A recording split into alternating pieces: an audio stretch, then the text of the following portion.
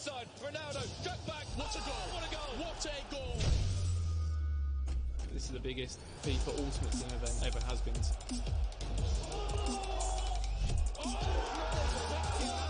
It's all about mental. These are the most elite players. You gotta take your chances. And it's all about controlling the tempo. Finishes in style. It's pretty much win or go home. I'm here to win it. I'll beat anyone that's in my way.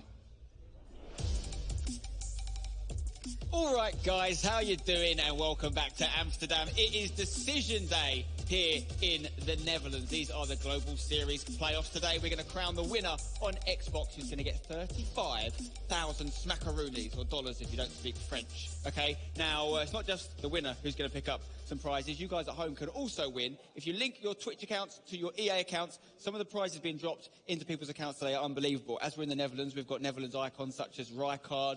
I think we've got Van Basten as well. And I hear a rumour there could be 94 rated World Cup Lionel Messi, who's not Dutch, but he's double decent, dropped into some people's accounts. So make sure you've linked them. All the information you need on that will be shared throughout the show. Let's take a look at the competition format here at the playoffs to find out exactly how we got to this decision day and how things have been going so far.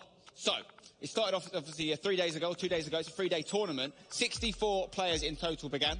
And they played in a Swiss format, which means you play someone with the same record as you. If you win a game, you play someone else who won a game, and so on and so on and so on, until you get to 4 wins. Once you get to 4 wins from a maximum of 7 games, you've made it out the group into the last 32. And this was super crucial, because if you made it to the last 32 in this tournament, it meant you had a chance to play for qualification to the FIFA E-World Cup Grand Final. And that's exactly what 16 players did yesterday, and they have been qualified. We know our last 16. Today is all about finding out who's going to be the winner. $35,000 come into that winner on the Xbox side. And in a couple of days, our PlayStation tournament starts as well. We'll be deciding who gets it on that side. And this is how it all fits into the kind of FIFA ecosystem and the route to the E-World Cup Grand Final. We had loads of different ways you could qualify for these playoffs here in Amsterdam. We had FUT Champions Cups, we had online qualifiers, we had the FIFA E-Club World Cup and league partners. But these playoffs are the only way you can make it through to that FIFA E-World Cup Grand Final. You have to get in the last 16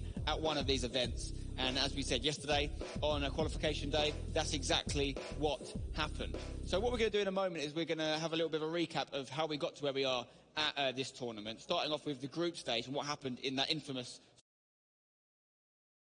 Swiss format. So let's take a look at what went down in the group stage, moving on, obviously, into yesterday's knockout action. So we saw some great games in the group stage. We saw some fantastic face-offs, I should say.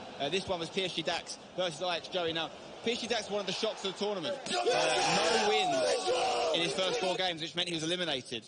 We saw some really dominant performances from the likes of Kurt, getting through pretty quickly. Fabio Denuso had a great game here, and he's actually through to the last 16, we'll talk about later. So we saw some really big upsets. The Roy was another guy who crashed out. The goal machine kept doing what he's become famous for, scoring goals all over the shop. And, of course, that man, FaZe Gorilla, also made it through in superb fashion, scintillating skills, goals all over the shop. So that's what happened in the group stage. Once you got out the group stage, as we discussed earlier, it was a round of 32 game. This was the most important game of the year, really, in terms of the FIFA competition, because this was the game that decided whether you got to the World Cup final. And this is what happened in some of those games here. Perhaps the most dramatic exit was seen by #Ryan, who got beaten in extra time, 120th minute. Him and Harry both out of the tournament. In this game here, we saw Elastico beaten by Ajax Danny on home turf, representing Ajax in Amsterdam. Danny made it through. Take a look at this celebration. Talk about character. That guy's got bags of it. And then we saw Di Gianni get knocked out by the infamous MS Dasari. This guy is very hard to beat. We're going to see him very shortly trying to get through to the last 8, of course. And this is the bracket, the way it looks. These are the games we've got coming up today. You can see MS Dasari is taking on #Dreamer.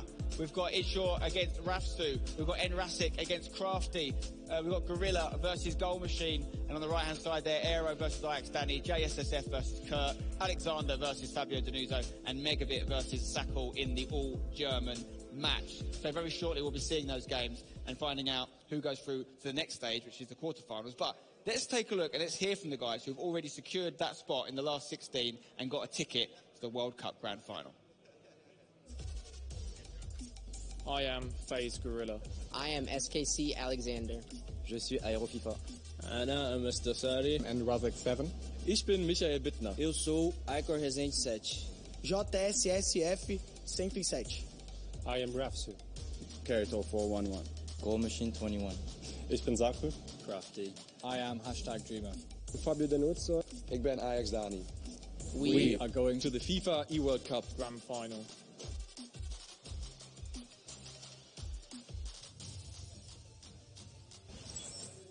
Hey, Jimmy Conrad. I want to welcome you to what I think is the most comfortable spot in all of Amsterdam, my chair and my couch. And I'm being joined by Maverick Wolves and Mike LaBelle. Now, guys, we are here, decision day, day 3 of this tournament. So much has happened up to this point.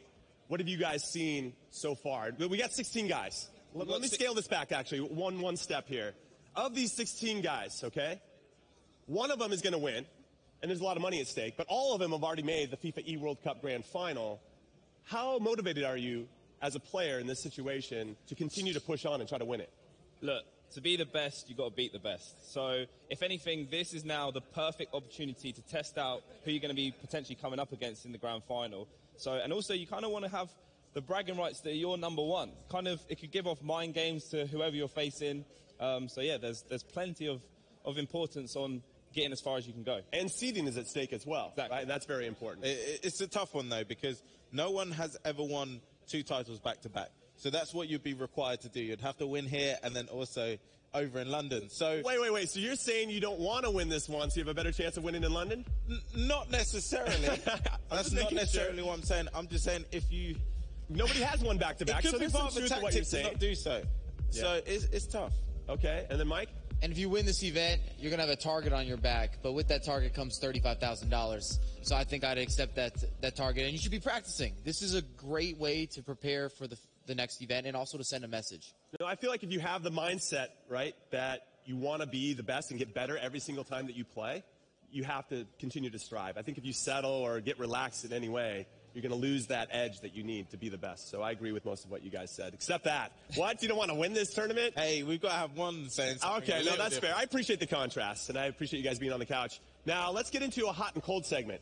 And we're going to start with hot first. Now, one of the hottest players for me outside of Desari and Gorilla, some of the familiar names, is SKC Alexander. And I'm not just saying that because he plays for the club that I used to play for. Of course. No. He's 6-1. He's been fantastic. Look at this. Took down Bailey. He did end up losing in round 2. That's his only loss, and that was by 1 goal. Then he took down Snip Guy, took down Marlon, who's very good. #Ryan, that's a big win. And Ajax Joey. So fantastic run through this whole thing. Then he beat Senna, JSSF, in round 7. Schwenker. Those are some pretty close games, but he ends up on top all the time. How impressed have you been with his performance? And then maybe anybody else that could be hot for you right now? No, like you said, I've been very, very impressed. 6 for 1 is no mean feat. And he's put away some big opponents. And he's, like you said yesterday, he's actually been under the radar, and it's probably going well for him. And I like when we had him on the couch how confident he was. He thinks he can go the whole way, and we don't really hear that. Like, pros actually come out and say, look, I'm going to come and win this. They kind of sit on the fence a bit, don't they? Yeah, I mean, he was oozing confidence when he sat on this couch yesterday, and that is something you do need to be the top professional in anything, not just FIFA, not just real world football. You need that confidence, you need that self-belief to take you to the next level. And Mike, and this means a lot to him. Right. I mean, over the last couple years, Alex has always been 1 game away from getting to the World Final or making that next big result where he's on the podium. And this has kind of been his breakthrough. And I think that's why he came on the couch. He had so much confidence. He's like you said, oozing of just like an aura of ready to get into the next day and potentially get a win here. Okay, well, that was our hot selection. Let's get into cold. And what I am going to say is F2 Tex. Now, I love the kid. He's got a ton of talent, but he's got to be disappointed. He did well. He got 5-2, but he also got 6-1 in Manchester and fizzled out in the following rounds. Is he the coldest guy for you in this tournament? Obviously, there's PSG Dax, who went 0-4, and the Royal, who went 0-4. But I think because of the expectations that Tex has on his shoulder, it just feels like maybe there was too much pressure? Yeah, I mean, personally, we spoke to him before the event, and he was feeling very, very confident. Maybe it didn't really go the way he wanted. Obviously, he got a loss in his first game, so maybe that kind of changed the mindset a little bit. And he was pretty unfortunate in his last game. But so maybe he's just cold in knockout round games. Maybe that's where it is. Yeah, that could be it. I mean, again, it's a tough one. Obviously, it does come down to that little bit of, like Mike said, you've got a target on your back. When you're seen as one of the best, people always bring their A game when they play you. They never let the pedal off. They don't give you a second to think. Maybe it's a part of that coming into play. A little bit of misfortune yesterday as well. We all saw that at home. So there's a number of factors which came into play here. Well, he's definitely not the coldest competitor, but for his expectation, everybody expects him to reach the World Final. I think he's going through this learning curve where he's dealing with pressure. Because when he won the initial event, because it's not his ability, he has all that, is definitely down-packed. But when he won the initial event, he was unheard of at the time. And now he has the F2 sponsorship. And I've talked to him a little bit. I've heard him talking to other people saying that he's a little more nervous. And he's playing on the big stage. Every game is his game.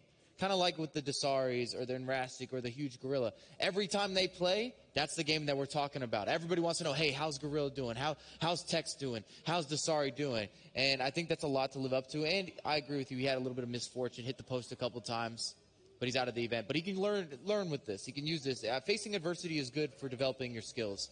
Well, this is the chatter on the couch for us. What's the chatter on social media? You can join our conversation using the hashtag FIFA World Cup and then tagging EA Sports FIFA as well. And in fact, we did a match poll. There's a lot of big matches today, so we asked you guys what you wanted to see. Is it MS Desari versus hashtag Dreamer or Megabit versus Sako? These are two fantastic matchups. Megabit and Sako played against each other in Barcelona. Megabit beat them 5-4, so there might be some rivalries there. Maybe some revenge, I'd say, for Sako. And then hashtag Dreamer, another one who's been quietly hot throughout this tournament, is taking on the heavy favorite, MS Desari, who won in Manchester. Now, what's going to happen is you've already acknowledged the poll's been done. So we're going to see MS Desari versus hashtag Dreamer. Now, Mike, you know these two guys inside and out. Break this game down for us a little bit. Well, Desari is going to be the favorite coming into this match just based on previous results, but I think Dreamer is probably not getting the respect he deserves. He's been amazing all tournament, and he's not as well known as some of the other hashtag guys, and I just feel like people have not brought it up how consistent he's been, the people that he's gone up against, and the wins that he has on the books. So I think he's been really impressive, and he can definitely make something happen here. He can make this interesting. But, Mav, this is Desari we're talking about. He is just cruising. He hasn't lost a game. Well, he did lose to Enrastic, in the Swiss round format. It's tough, but again, we've got Dreamer, who also lost to Enrastic. And Dreamer plays a very similar style to Enrastic, the way he does actually play. So Desari may be aware of that. He may have to think about it. All right, guys. Well, thank you so much for your expertise, as it were. Now we're going to throw it over to somebody else that has a ton of expertise. It's Chew Boy. Thank you, Jimmy. Now, of course, my name is True Boy, and I'm going to be bringing you all the stats and recapping some of the action from the Global Series here in Amsterdam. And I want to tell you about one player in particular who's had a dramatic journey here to Decision Day. It's Fabio Denuzzo from Italy, and he had a ridiculous match against hashtag Ryan in the round of 32. We'll talk about it in a bit. You can see his stats over on my side here. And Fabio Denuzzo, again, Italian player. He's been around on the scene for a very long time, so a lot of experience there. Now let's take a look at some of his highlights from that match against hashtag Ryan. He was actually down 2-0 in the first leg, and he had a red card, but somehow he managed to claw things back in the leg and then win in the last minute of extra time against Ryan. And you can see what it means to Fabio over here. He is going to the World Cup Grand Final in London, representing Italy. He's got his whole crew of fans here. They're making a lot of noise for him, so he's going to be in full support. Now, let's take it to the casters to see what they have. Thank you very much, Chew Boy, and welcome back to Amsterdam, or more importantly, welcome to Decision Day. Day number 3, we've seen Survival Day, Qualification Day, and now we're here for Decision Day. We know the 16 players that are playing are already in that Grand Final in London in August. Yeah, those players did secure their spots at the Grand Final yesterday. Today, it's all about finding a winner and finding out which seed you will be in those two groups. It's one group of 8, another group of 8. Depending on how well you do in the tournament today will depend on what position you are placed in the group. So you want to go as far as possible to really enhance your chances of performing well in the Grand Finals. But this is the game that we are going to get started with here on this Decision Day. Rogue MS Desari up against hashtag Dreamer. Tale of two different Swiss styles, really, Brandon. One finished 6-1, one scraped through 4 and 3 in #Dreamer, but they got the job done in yesterday to get into those grand finals. They certainly did as well, and I think Mike hit on it quite well. The #Dreamer doesn't always get the credit he deserves, because obviously you're coming out of a very, good roster. Obviously 5 players made it to the Amsterdam playoffs. Sometimes it is hard to get yourself seen, when you are a newcomer in the scene. Got drafted via the G20 Elite Series after an incredible tournament in Barcelona, which ensured that top 8 finish over there in January. He was already in the Amsterdam playoffs by January, and you've mentioned it before coming into today. We've looked at the fact that a lot of players that perform well in Barcelona back in January are performing well here in Amsterdam. Yeah, 5 of the 8 players who secured their qualification spot in Barcelona have made it to this stage in the tournament. If you look at the Manchester qualification, only 2 out of 8 have secured it. One of those being MS Desari, who doesn't seem to be getting beaten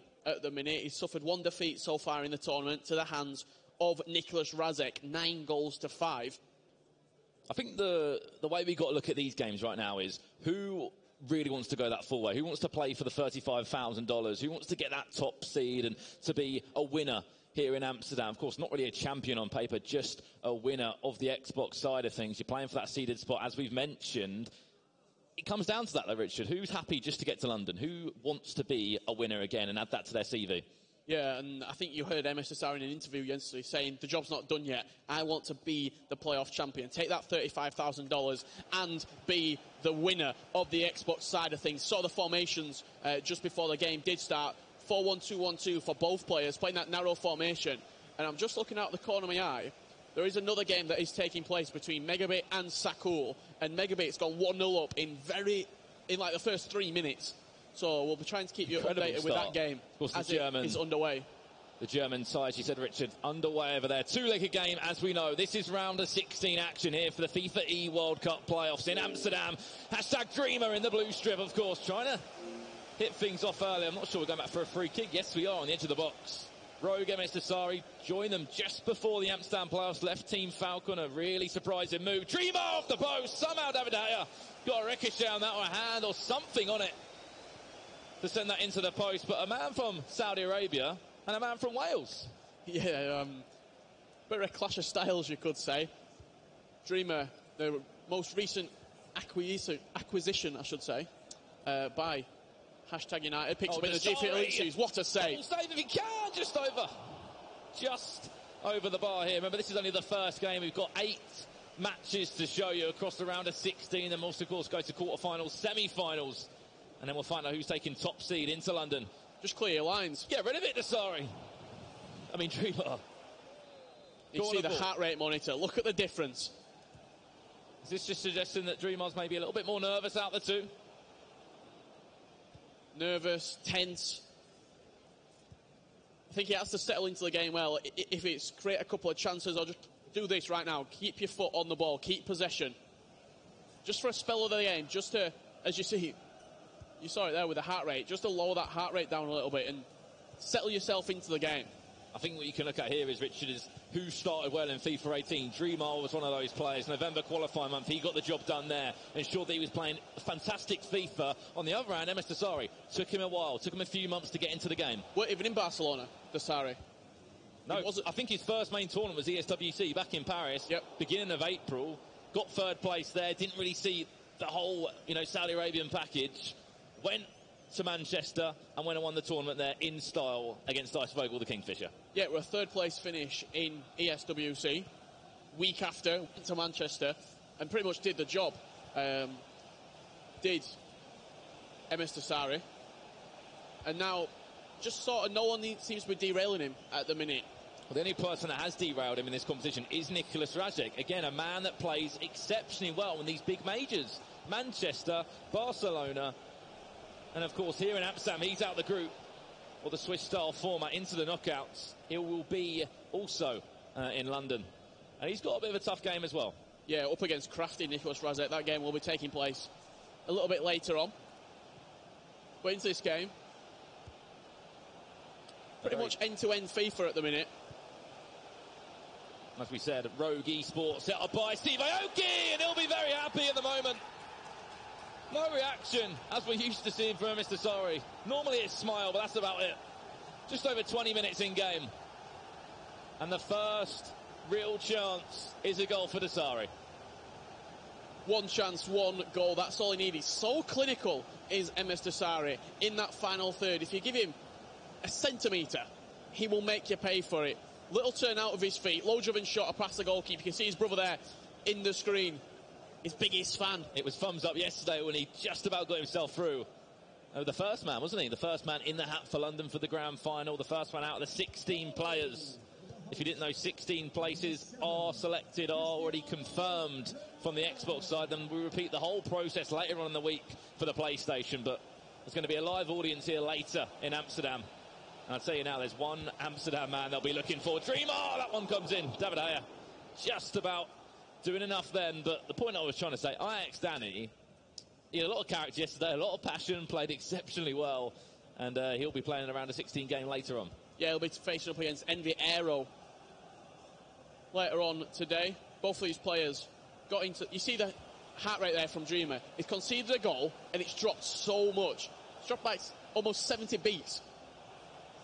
I don't know why that would be either. Is that just settling into the game, I think, a little bit now. Maybe conceding was what he needed just to relax himself, which is a very weird thing you're probably thinking. Now, Mr. Dasari's maybe looking a little bit panicky right now. And it reflects in the passing there. Dasari rarely gives the ball away. Lost possession in the middle of the pitch there. Very high line. Offside trap was played by Dasari. As we said, a two-legged game. Extra time is used if needed, of course. Even penalties.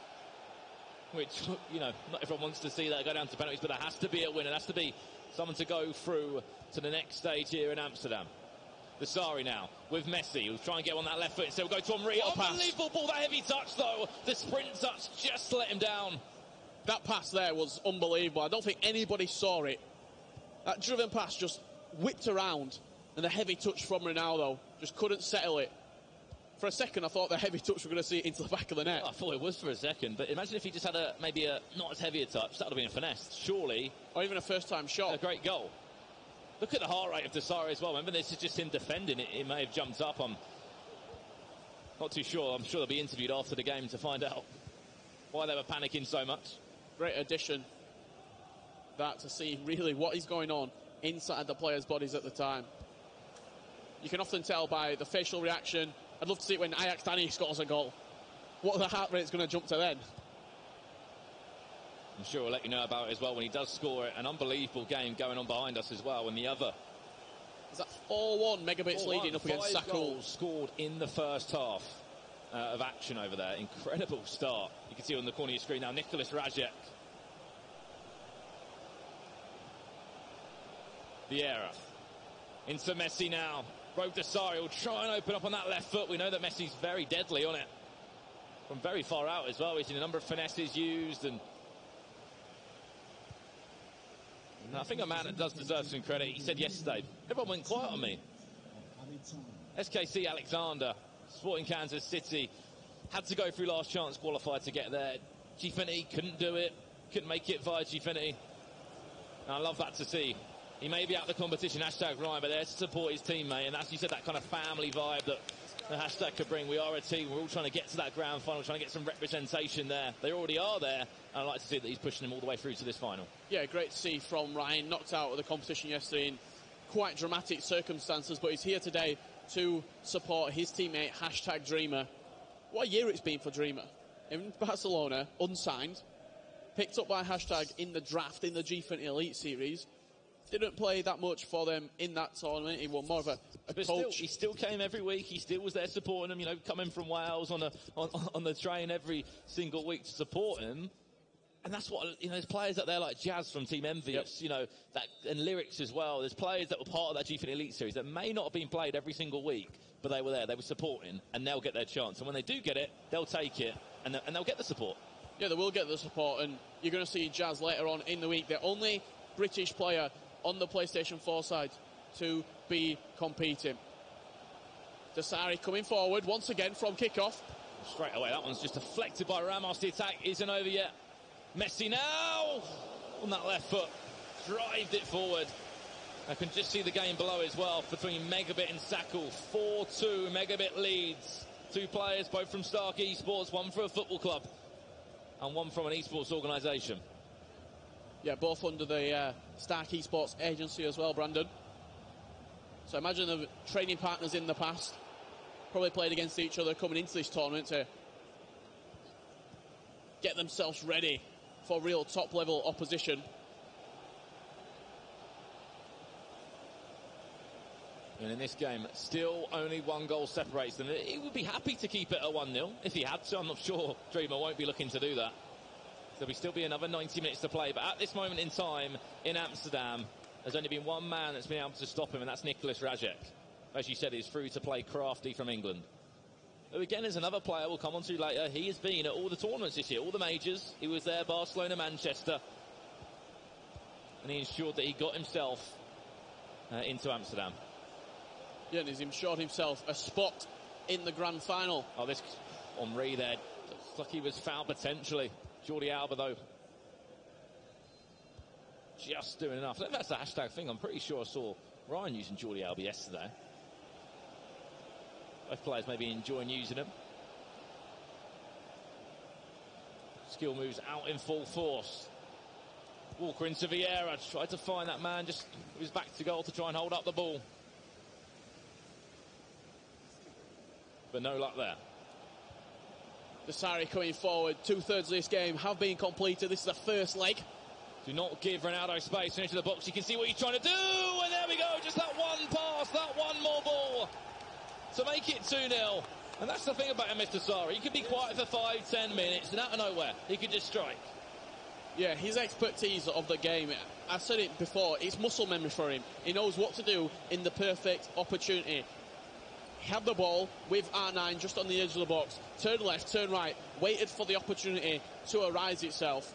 And when he's in front of goal, he's so clinical. He's not going to miss from that sort of range. What a cracker as well. It's taking place off stream at the moment.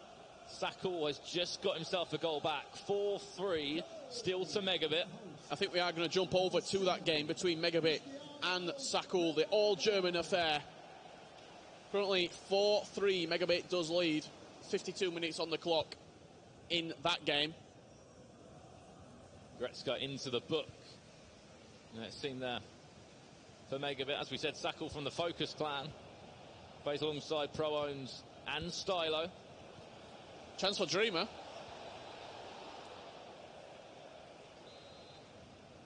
As we said, we're going to go over to that game now. Megabit versus Sakul. All German clash. Two players playing incredible FIFA. At the moment, 4-3 Megabit leads in that first leg. There's been goals galore in it as well. As we're just joining right now, Sakul in that white strip. Kicking from left to right in this second half. And then VFL Buku Megabit. The man that's got so many stories this year in competitive FIFA. 160-0 during qualifying month. And then he got 158, 157 on his other console as well. Qualified on both consoles. Sakul's got other ideas though. And Megabit was 4-1 up. Sakul's on the comeback charge. 3 goals in around 20 minutes.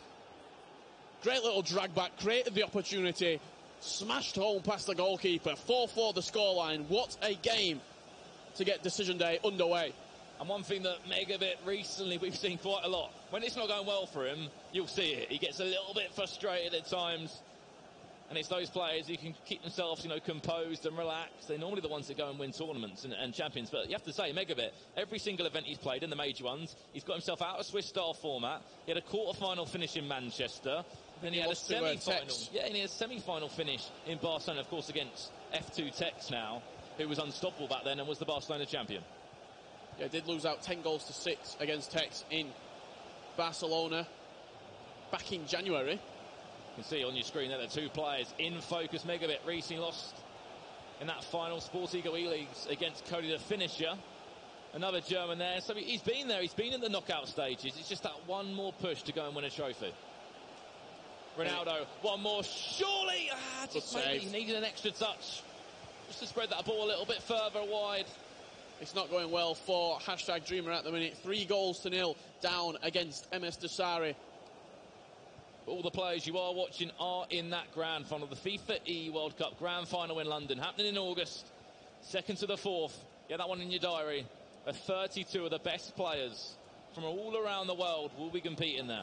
We don't know how much money it will be for, but 200,000 was for the winner last year. Of course, FaZe Gorilla, he's already there. Chance. What save? Massive save.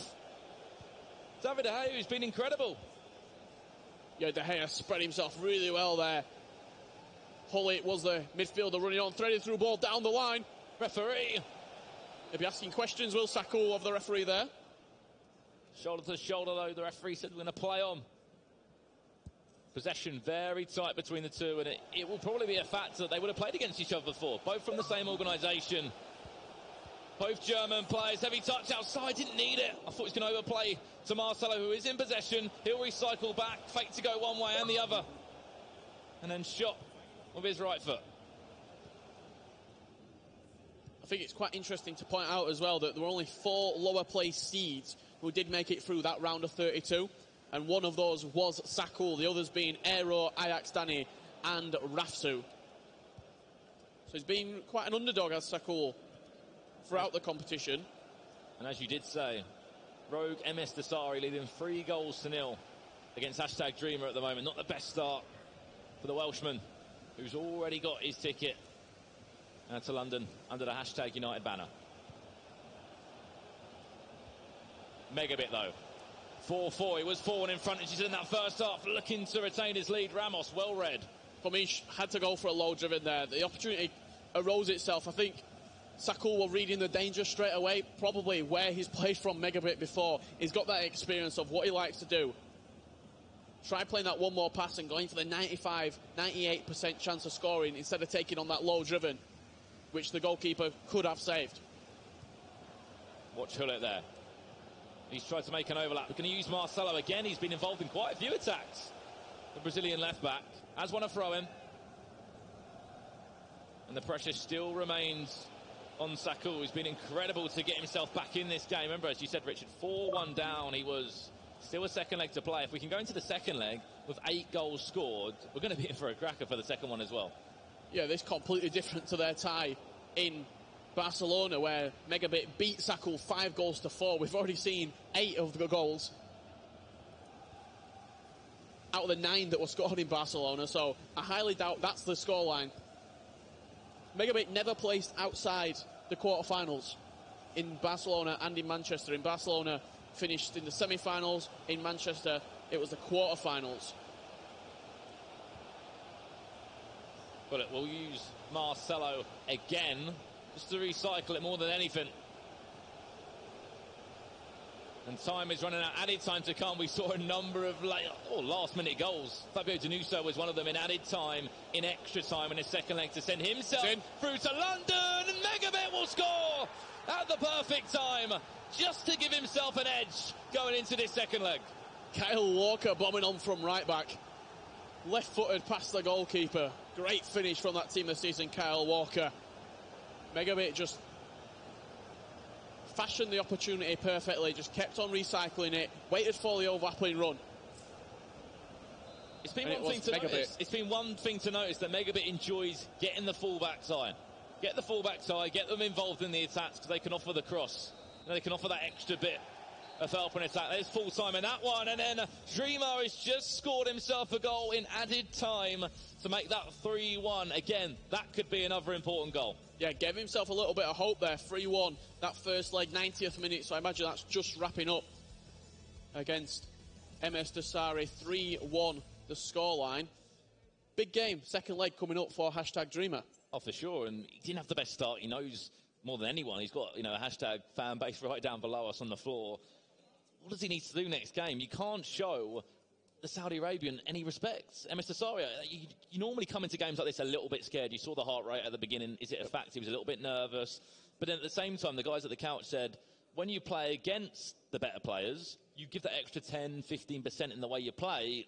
We need to see that. We have to see that next game. Well, it's very much like a team, if they've just been promoted to the Premier League. Look at someone like Huddersfield, your team, Brighton. When you go to a big place, when you go to Old Trafford, your team always seems to put in that extra 5, extra 10%. People do that against Dasari, against Gorilla, because they are the real standout, you could say, like top of the pile players in FIFA, especially on the Xbox at the minute. So, Dreamer, does he need to find that extra 5, 10% in this second leg? He has to do it, and you can just see there The guys are just waiting to get back into the game. I'm just sure they are inviting each other. And then we'll be back into the second leg there. As you know, second legs, or two legs always used throughout the Swiss-style format. 7 rounds were played, 5 on survival day. Pretty simple, survive. If you lose 4, you're out the competition. Big names went out. The Royal, PSG Dax, Millennium Mino went out. There were some big names that crashed out the tournament early on day 1. Yeah, there were, and then you're moving into day 2 as well. You're looking at Tex knocked out in the round of 32. Hashtag Harry didn't make it into that round of 32. So I think the bigger names, maybe with a little bit more pressure on them, they're the ones who are falling away. And then you're seeing people come through the ranks. You're looking at someone like a Crafty. Not really that much expectation on him from other people, but for himself, he knows he's very much capable of getting into, as he has, into the grand final at London. What's stopping him from going all the way in this tournament? There shouldn't be anything stopping him. Of course, the Englishman, who I said, he's been in Manchester, he's been in Barcelona as well. All the majors this year, he's been there. He's got himself out of Swiss-style format every single time as well. He should be proud of himself, first and foremost. And he's in that grand final as well. So all the majors this year, he's been there in capacity. Yeah, well, just getting to the playoffs is a success itself. Look at some of the names who have missed out on the playoffs. You're looking at Tass. You're looking at someone like Rocky, Shells, T-Mock, Salzor, all not actually participating at the playoffs. But this man is very much at the playoffs, and it's Megabit. He is indeed. This is just some of the scores, of course, as we said, up to round 7, a Swiss-style format. Beat Remy Martin, a very tight game, 7-6. Has to play against Ajax Joey on the home turf, and was lucky enough just to beat him by 4-2 to ensure he will be in the FIFA E World Cup Grand Final, of course, in London. Yeah, and coming into this second leg, currently leading 5-4 is Megabit. A late Kyle Walker winner gave him the slight edge coming into this second leg. But if anyone can get a comeback, it will be Sakul. You mentioned it, 4-1 down he was in the first game. Got back to 4-4. Megabit, though, he likes to start early, and will he do it now? What a tackle, Marcelo. Not too sure what he knew about it. But just did enough to stop Megabit, making it even worse. Yeah, and for all the hashtag fans out there, we have got an eye on the MS Desari and hashtag Dreamer game, so as the goals go in, we will be able to keep you up to date. But the featured game on stream is this absolute German clash, you could say. Clash of the Titans, Sakul and Megabit. Clash of two Germans, obviously, under the same agency, Stark Esports. One plays for a football club, VfL Bochum, Megabit. And, of course, the other one, part of the Focus clan there of other German talent. Sakul in that right strip, remember. And in the VfL Bochum kit, as always, Megabit. Started the year well, and he's still playing well. Yeah, I was just about to say, we've seen a lot of Megabit throughout the year. He doesn't only compete at the majors. He tries to get every single tournament under his belt. We saw him at the Draft Story Cup. We saw him at the Sport Eagle Global Leagues. We've seen him on training day with AFC Ajax going up against those guys. Any single time he can play a competitive game of FIFA, he will. He's there. He's the first in line, and he'll be ready to play it and play some of the best FIFA as we know. And one thing that deserves a lot of credit, playing around the back like that, we've seen a lot of players go back to the keeper, try and recycle it. It's not always something that's expected. It's normally hoof. Get back to your goalkeeper, play up high, and a goal has been scored. And unfortunately, if you are a hashtag United fan, it's not looking good for your man Dreamer. 4-1 down on aggregate now. MS Desari, again, no one seems to be stopping him. However, in this game, Megabit, Neymar into Ronaldo, out to Hullet, expect a low driven, and he'll score it. Yeah, Hullet with that 5-star weak foot, left foot or right foot, he's pretty deadly in front of goal. Finds it out wide. Low driven across the goalkeeper into that bottom left corner. Extends the lead to 2. 6-4 he now leads. Just underneath as well. Ramos, he could even get himself there. Saw Megabit in action throughout the tournament. He does like to use that 4-2-2 formation. Told us coming into the tournament he expects to use Team of the Season Gretzky in his starting lineup. They're also using Team of the Season Marco Reus last week. But it looks like it is Gretzky who's starting. It looks like Neymar, that Player of the Year Neymar, is also in his squad as well. So plenty of options for the guys on the account. I'm just looking across, the Swiss-style journey both these players went on after this attack comes in from Megabit with Ronaldo. Nearly defended. No, it isn't. That's very poor from Sakul. Sometimes do not play in those areas. You can see Megabit just saying, sorry, I didn't mean to take that off you and score it. But that's the mistakes you make. Do not keep possession in those areas or you will pay for it. Yeah, it goes from bad to worse for Sakul and also for #Dreamer. MS Tasari currently 2-0 up in this game. That makes it 5-1 on aggregate. Seeing the formation change. Is that a 4-1-4-1 from Sakul right now? Got to think that's going to be changed, potentially. He has to be going out for it. Otherwise, that will be the end of the tournament for him. Yes, he'll be in London, but he'll be out in the round of 16 and won't be able to try and work for a better seeding position. So he's switched into a 3-4-2-1. Sakul has to throw everything forward at them, and it's very early. But you see someone like FaZe Gorilla do it. He'll switch to this maybe 30, 40 minutes into the game. And just constant pressure. Just keep on piling it on his opponent. And he will get through sooner or later. 4-1-2-1-2. Still from Megabit. Formation in choice. As you said, in the Swiss-style format, Megabit went 5-2, losing to Kurt and Los Chigueras, of course, the Spanish player, and the Maltese. Well, that was in round 4 and 5. So he actually lost 2 on the bounce. And just about got himself through. Beat #Ryan and beat Remy Martin in round 6 and round 7. Then went up against the man playing his, for his home club of Ajax. Joey, of course, lives in America, came over for this event in Amsterdam, and he did lose 4-2. Megabit in this position right now. And in cruise control. We saw he changed his custom tactics, the way he's pressuring. He's turned it all the way down. He wants to just relax now and think, right, surely that's game over. Yeah, just take the sting out of the game. You're going to have an opponent who's pretty much throwing everything forward, really trying to high press. You can see there, just look how high his midfield are, and then that's when the gaps do start to appear at the back. So if you can just keep hold of the ball, keep on recycling it, and wait for those gaps and those opportunities to come up, that is when you can capitalise on your opponent.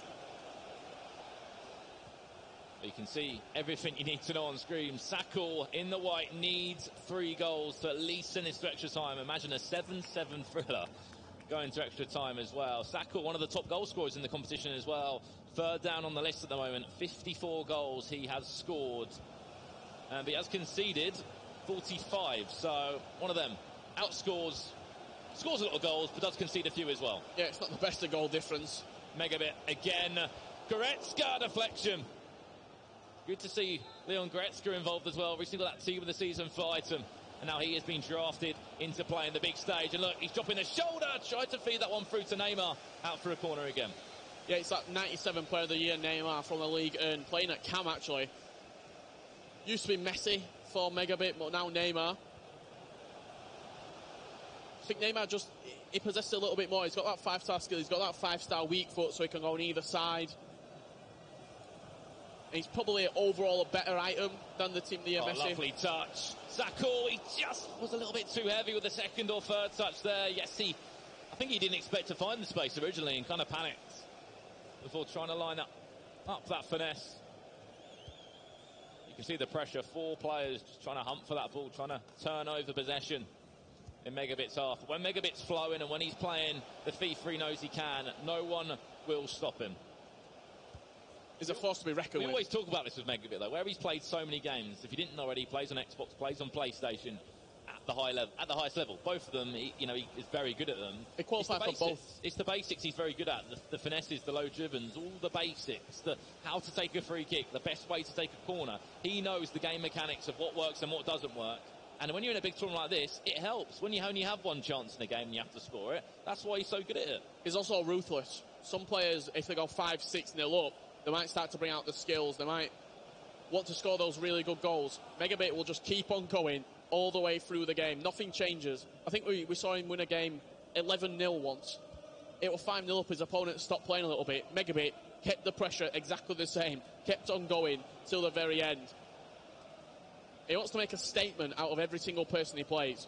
Really put his foot down on the competition in general. And just to turn our attentions, #Dreamers. 6-3 down on aggregate. There's been 5 goals in that game. The scoring went 2-1 to MS Dasari. Then Dreamer got himself back a goal. And then 3-2 the score right now. Half-time in this game as well. The Dreamer game is literally about to go into half-time. Still 3 goals need for Dreamer. Needs to kind of change the way he's going to play if there's any chance of that. I expect maybe a 3 at the back from him. Oh no, MS Dasari's just scored again. Ruthless player. 7-3 up.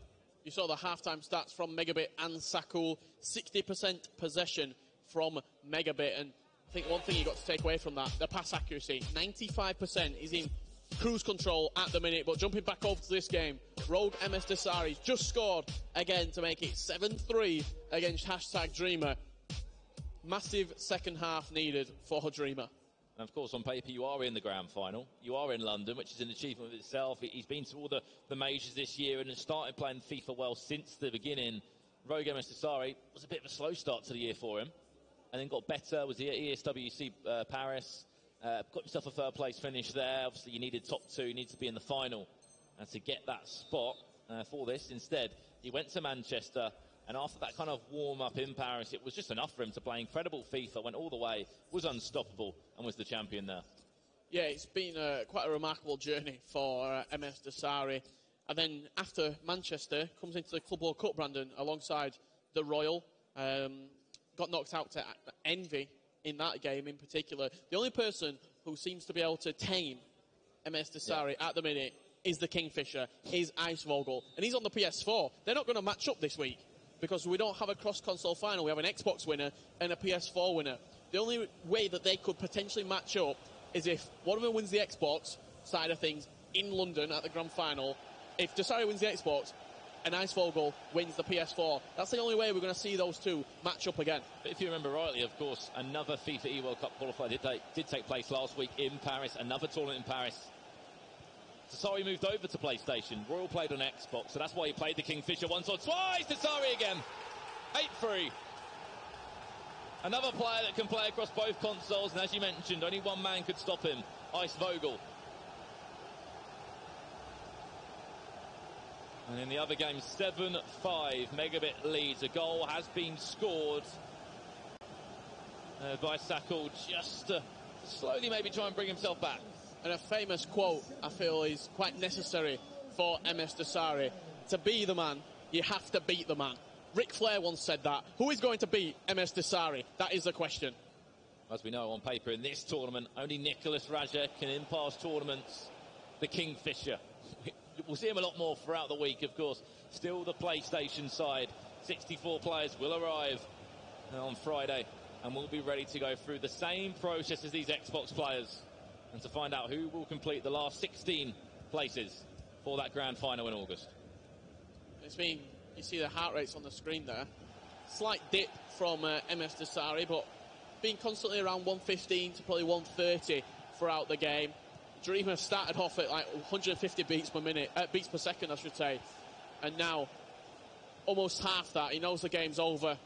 He's just playing out regulation time. But he'll be happy with this performance. He's got to the grand final. He's represented #United very well. And they will definitely have a presence in London. Of course, just to confirm, it's beats per minute of the heart rate there. You can see a new addition added into these knockout stages. An interesting one to see as well. Who's nervous? Who's going to crack under the pressure? I'd love to see it in a penalty shootout as well. Yeah, beats per second will be quite remarkable. Yeah, it would be. It'd be a little bit worrying. Dasari. Oh, I love that one. Spread it wide and score a goal. 9-3, he leads. He plays a little bit like Ajax, Danny. Just keeps on scoring goals to ensure there's absolutely no way possible on paper his opponent can mentally try and get back in the game. Yeah, he did switch into the 4-4-2 second variation, I think, at half-time. I was just watching, while we were watching the Megabit game, out of the corner of my eye, at the formations.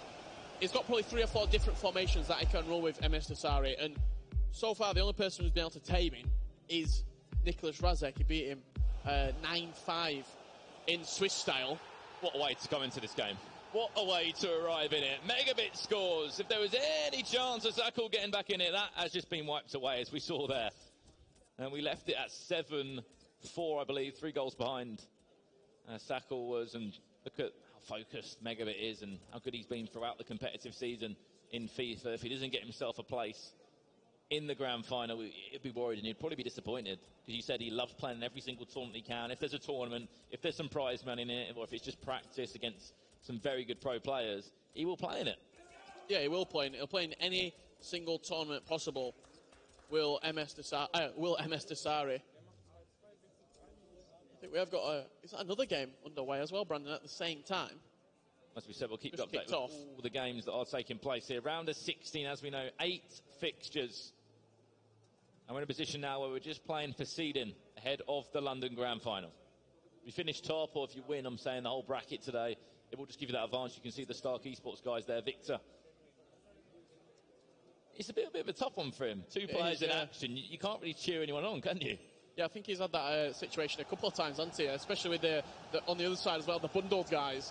They've had two players representing the same agency, both playing against each other. So, bittersweet for Victor from Stark Esports, but he knows that his man, Megabit, more than likely will be moving on into the quarterfinals. Megabit doesn't finish outside the quarterfinals. He is a top eight always perfectionist. That format. It's interesting to see as well, you know, over in MS Desari's game, there has been 12 goals scored in this one. There's been an incredible 13 goals. It has not disappointed. Some of the best players in the world competing. As we say, just for that extra prize money and for the seeded positions. We'll talk through the group tables a little bit later of what it means if you do better or finish higher. Sorry, out the remaining 16 players here. Yeah, and as the day does progress, we'll see that as people start dropping out of the competition, that group stage for the grand finals start to fill up. 2 groups of 8. And by the end of play today, we'll know exactly who's in whose group. Megabit, here he comes again. Aguero on for him and gets in the team of the season for Item. Recycles to Gretzka. Neymar will have a effort goal, that one saved to keep it out. As we said, there's still 3 goals. Sackle trails. 15 minutes in game time left. Just wasn't meant to be for Sackle. Tough matchup against Megabit, extremely tough. Unless, what a tackle. Huge tackle, Ramos. You can just see Megabit nodding there. He knew he's done a good job. Sackle got into this round of 16 after beating Kid Mamito 7-2 in the round of 32. Megabit, as we said, beating Ajax Shoei 4-2. And the winner of this game will face the winner of Sporting Kansas City Alexander or Fabio Danuzzo. That's quite a mouth-watering affair as well. You mentioned there Kid Mamito, obviously MLS champion, the first ever season that has run for Houston Dynamo. A fantastic competition to get out a Swiss-style format against players you haven't really played before. It's an achievement to take away, and it's good to see as well another FIFA E-World Cup qualifier, bringing out some of the best players in the world. 31 events there was this year, plus the last chance weekend across 21 different countries. Take that in, you know, the movement that has been made with FIFA as an e-sport has been incredible in the last 12 months. We're just looking at some of the countries represented. You've got the United Kingdom, Germany, Colombia, Austria, the USA, Saudi Arabia, Canada, France, Malta, Italy, Brazil. I could go on and on. It's pretty much, it is a global event, Brandon. It is the global series, of course.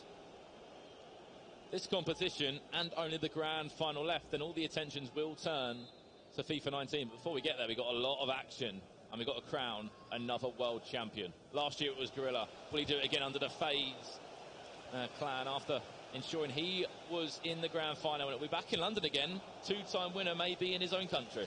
I tell you what a game he's got against Goal Machine in that round of 16. So evenly matched if you look at some of the previous history between the two sides. One Goal Machine beat Gorilla 5-4 in Manchester. In the Swiss style format in Amsterdam, Gorilla beat Goal Machine 5-4. There's nothing to separate the two. And the thing that was interesting about Goal Machine, of course, the player from Canada, was using, you know, the super subs, the Alessandrinis, Lozano's, Salah. I imagine that team of the season Lozano will be on, and team of the season Salah on the bench. You would think so as well. He said that I use those players because when I was playing qualifying month, those were the players I could afford. Obviously, you weren't on an unlocked account. When you get to these events, you are, as we just have added time in this one, just to secure the Megabit will be going through as he defends that one very well. Added time of 2 minutes to come, and then Megabit will be in the quarterfinals. I'll tell you what, Brandon, MS Desari is different gravy. 10 3 on aggregate against #Dreamer. The man's on another level. If there was no stopping him from yesterday, he's gone back, he slept, and prepared well. Congratulations, Megabit. And as always, commiserations to Sackle there. 2 German players, 2 friends in the scene, and sometimes in competitions like this, you have to say bye to one player, but they're both in the grand final, and there's a chance that maybe they might meet again. Yeah, potentially so. I think Megabit into that quarter-final again. Made it look quite routine everywhere, man. Against Sackle there, but plenty of opportunities now moving forward for Megabit. He'll be facing the winner of Alexander and Fabio Danuzzo. And then he's got the potential of Ajax Dani or Kurt. Dasari has just confirmed his win as well. He'll be going through to either play Resende or Rafsu. I believe that game is underway and it will be covered as soon as possible there. Of course, the FIFA 18 Global Series playoffs here in Amsterdam. Day number 3, decision day. One man with a smile on his face, Megabit. He's done the job, scored a number of goals, and then played some impressive FIFA as he has done all year. Talk to me about how difficult it is to go and play from at home to a venue. The lights are on you, the camera's on you, our commentary's over you. It makes it look so simple, though. It makes the transition from at home to at LAN, it's almost effortlessly, I should say. It's an early morning, the words aren't quite there. The ones with more than 3 syllables, I should say, this morning. But we're going to get there throughout the day. Yeah, I think the thing is with Megabit, I think the way he plays, he makes everything look so simple. The way that he creates opportunities, the way that he defends, the way that he can use the right stick to switch players so quickly. I think that's what you get when you can play 3,000-4,000 matches of FIFA on Xbox and on PlayStation 4. He's not only qualified for Barcelona and Manchester on one console, he qualified on both. That just shows how much of a grind this man is putting in. And you've got to say, if you put in the effort, if you put in the practice, it makes perfect. You can see there some of just the goals that he scored. Of course, playing that blue strip, VfL Bochum, he's been a hero for that club. I'm sure a number of the fans know him there. Of course, not the biggest club in Germany, playing the Bundesliga too, but since his rise in esports, he's really, rose the club up into some great media as well. Yeah, he's got so many more eyes on the club that they would usually have. They're a Bundesliga second division team, and you've got people from around the world. There were 7 million people last week watching the Club World Cup, Brandon, in China alone. That just shows how many people are going to be seeing VfL Bochum who have never, ever heard of that team before. You can see the stats after the game. Deserved for Megabit the victory. Of course, quite a number of chances, had a little bit more possession, which, played in his favour, and what he did as well, exceptionally well. When he's winning, he changed his tactics. When he's losing, he'll change as well. Always changing, always ensuring that he's consistent in the way he plays. Yeah, he's always got a plan B or a plan C in his locker. He can use that 4-2-2 formation, which he's quite familiar with, but his favourite, that 4-1-2-1-2 narrow, that's where he can create the goals, and you can be blown away in a whirlwind in like 3 minutes by Megabit. 3-4 minutes in real life time. That's probably, 30-40 minutes in game. You can be 5-0 down, and the game's over.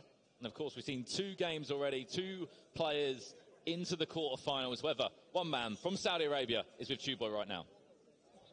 Hi guys, I'm here with MS Dasari, who just won his match against #Dreamer. Dasari, how are you feeling right now? I'm really feeling so happy and so good, of course.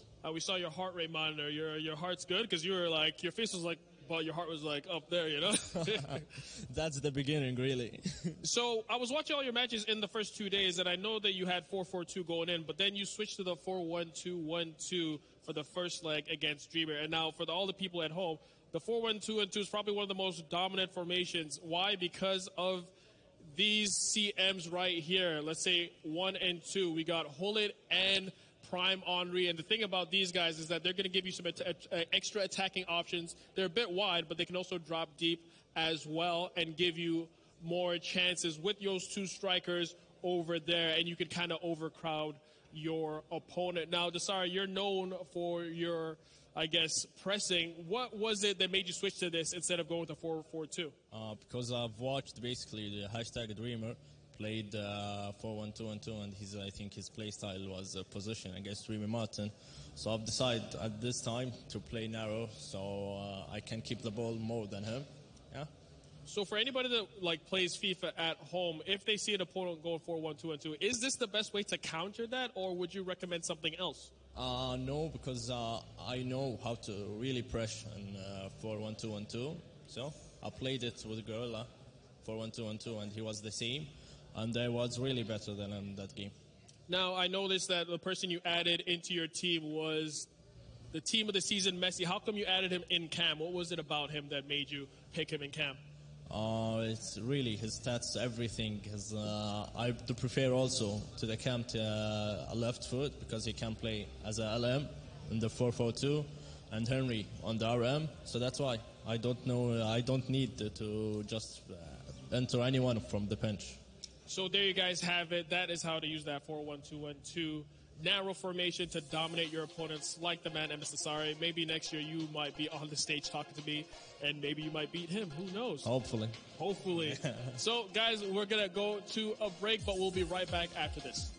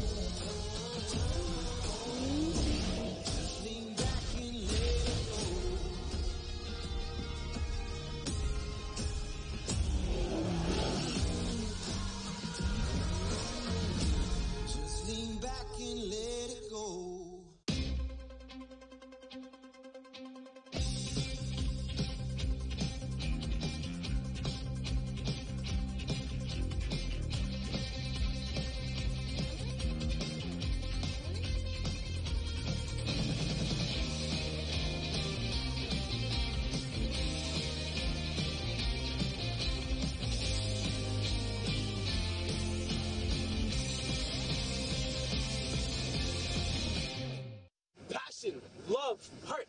Nobody has that. Come on, guys, let's go. I said, what do we do best? We win!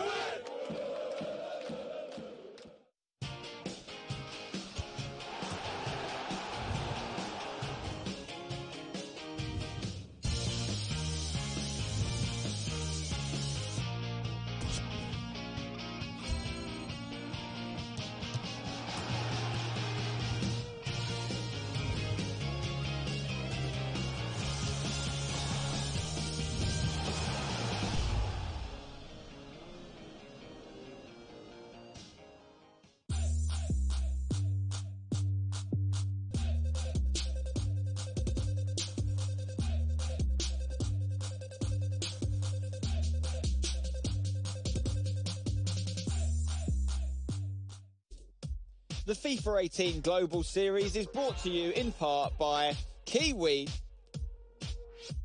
by Coca-Cola Gaming, and by Turtle Beach.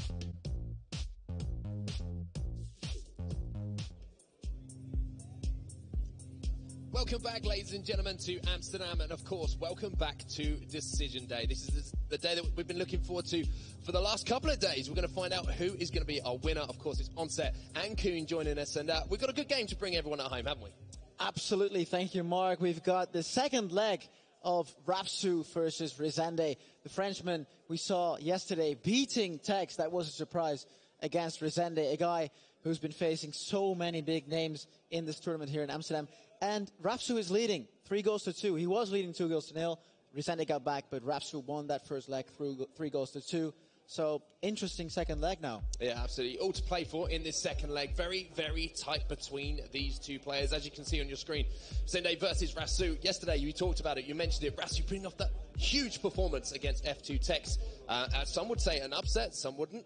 But to see the Barcelona champion crashing out shows the pedigree of this player and how he's coming right at the right time in this tournament. Absolutely. Rasu, we've discussed him so much. Took that last chance qualifying weekend. That's the way he qualified for Amsterdam, the last chance he got. In the Swiss format, we've seen him play, a little struggle. Only 4 wins in that Swiss format, but that's enough, as we know. And now he's here. Now he's qualified for London for the FIFA E-World Cup Grand Finals, and he's still in the running for winning this thing.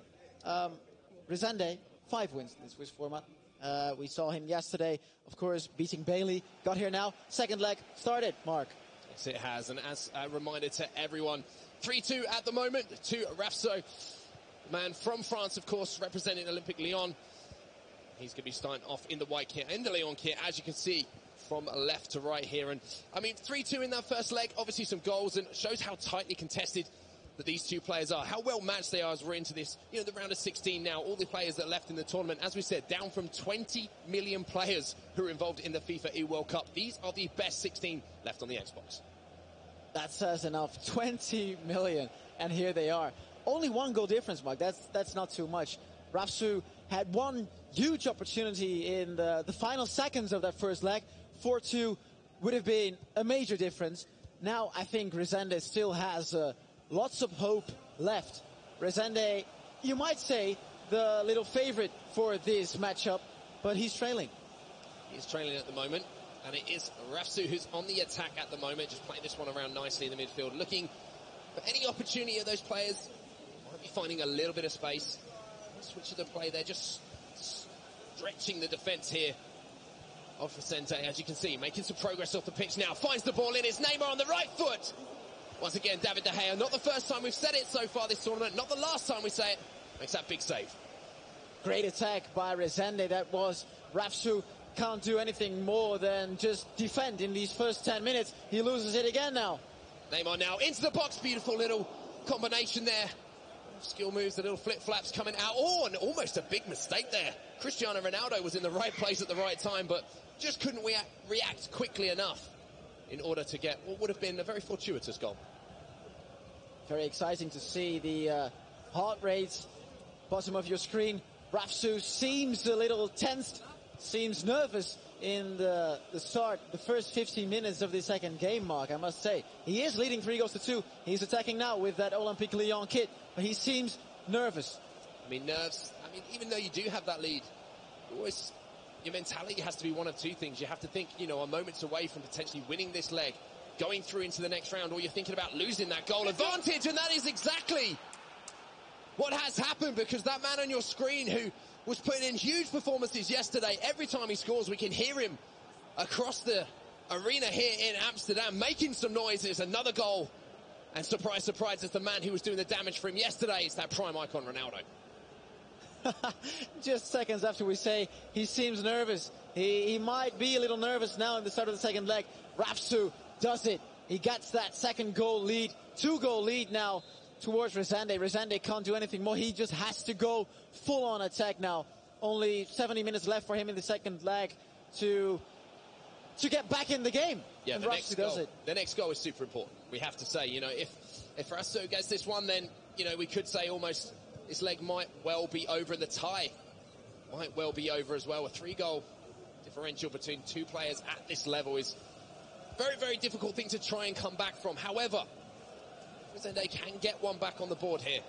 Get that next goal. Give himself a fighting chance. Wrestle that momentum back. There is always the opportunity to pull off the comeback. The attack at the moment. And this one nice and patiently with Marcelo. You're going to see him move the ball infield. Ronaldo coming deep to collect that one. Picks the ball back up. Nice patient stuff here. Is there going to be an opportunity? Little Ronnie chop there to try and find the space, but well defended there by the Frenchman. He brings the ball away. Yeah, we can see great defense by Resende. It's kind of surprising Rafsu already scored 4 times against Resende, because only 28 goals conceded by Resende in the Swiss format. One of the lowest numbers in the Swiss format. Only 2 goals conceded in the previous round. Big chance here, cuts it back, but Patrick Vieira again, no! Oh, huge mistake! No way! The defender and the goalkeeper just got in each other's way. He can't believe it, we can't believe it here on the desk. But how big could it be? I don't believe what I'm seeing, Mark. I cannot believe this. Must be an own goal. You don't want your biggest enemy to overcome this. Wow, the 2 Spaniards, David De Gea and Sergio Ramos, getting in each other's way there. Fortune very much on the side of Resende there, and that could be a massive goal. We were talking about how important the next goal would be in this leg. Absolutely. 3 goals he needs now to get back in this game. He still seems rather calm, I must say. Don't see any frustration there on Resende's face. And he knows there is enough time left, of course. But Rapsu 2-0 lead in this second leg. He seems so strong, mentally very strong, probably after beating Tags yesterday. Rapsu might think, who's there to beat me? Exactly, it's belief. A big result like that earlier on in a bracket can give you that belief that you're looking for to go on and, you know, potentially win a tournament. And that's exactly what he's going to be looking to do. A slice of luck there, as you say. Most certainly falling in his favour, but 5-2 now on aggregate, a 3-goal advantage. However, there is still time left in this game. We have seen how quickly games can turn around very quickly, but strikes like that, so they're not going to affect that scoreboard. I think we can see a formation switch for Resende. Just looked like that when he wasn't in possession. Now he is.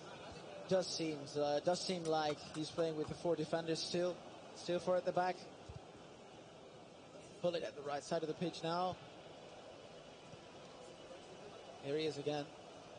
Is it wide to Ronaldo now? He's come wide to try and get involved in the action. Desperate for a goal here. Might be an opportunity. Neymar goes for the heel-to-heel. Does get the strike away, but no real venom behind that one. An easy block. Maybe didn't need to go for that heel-to-heel there. Maybe could have struck that one a little bit earlier when he had that space, but decided to try and get a little bit closer in on goal, create that angle potentially for that strike, and now straight up the other end. An opportunity here. The roulette comes in again to try and buy some space, but this time Sergio Ramos and David De Gea communicate a little bit better than we saw earlier on in this game. I'm so curious about how Resende is going to do this.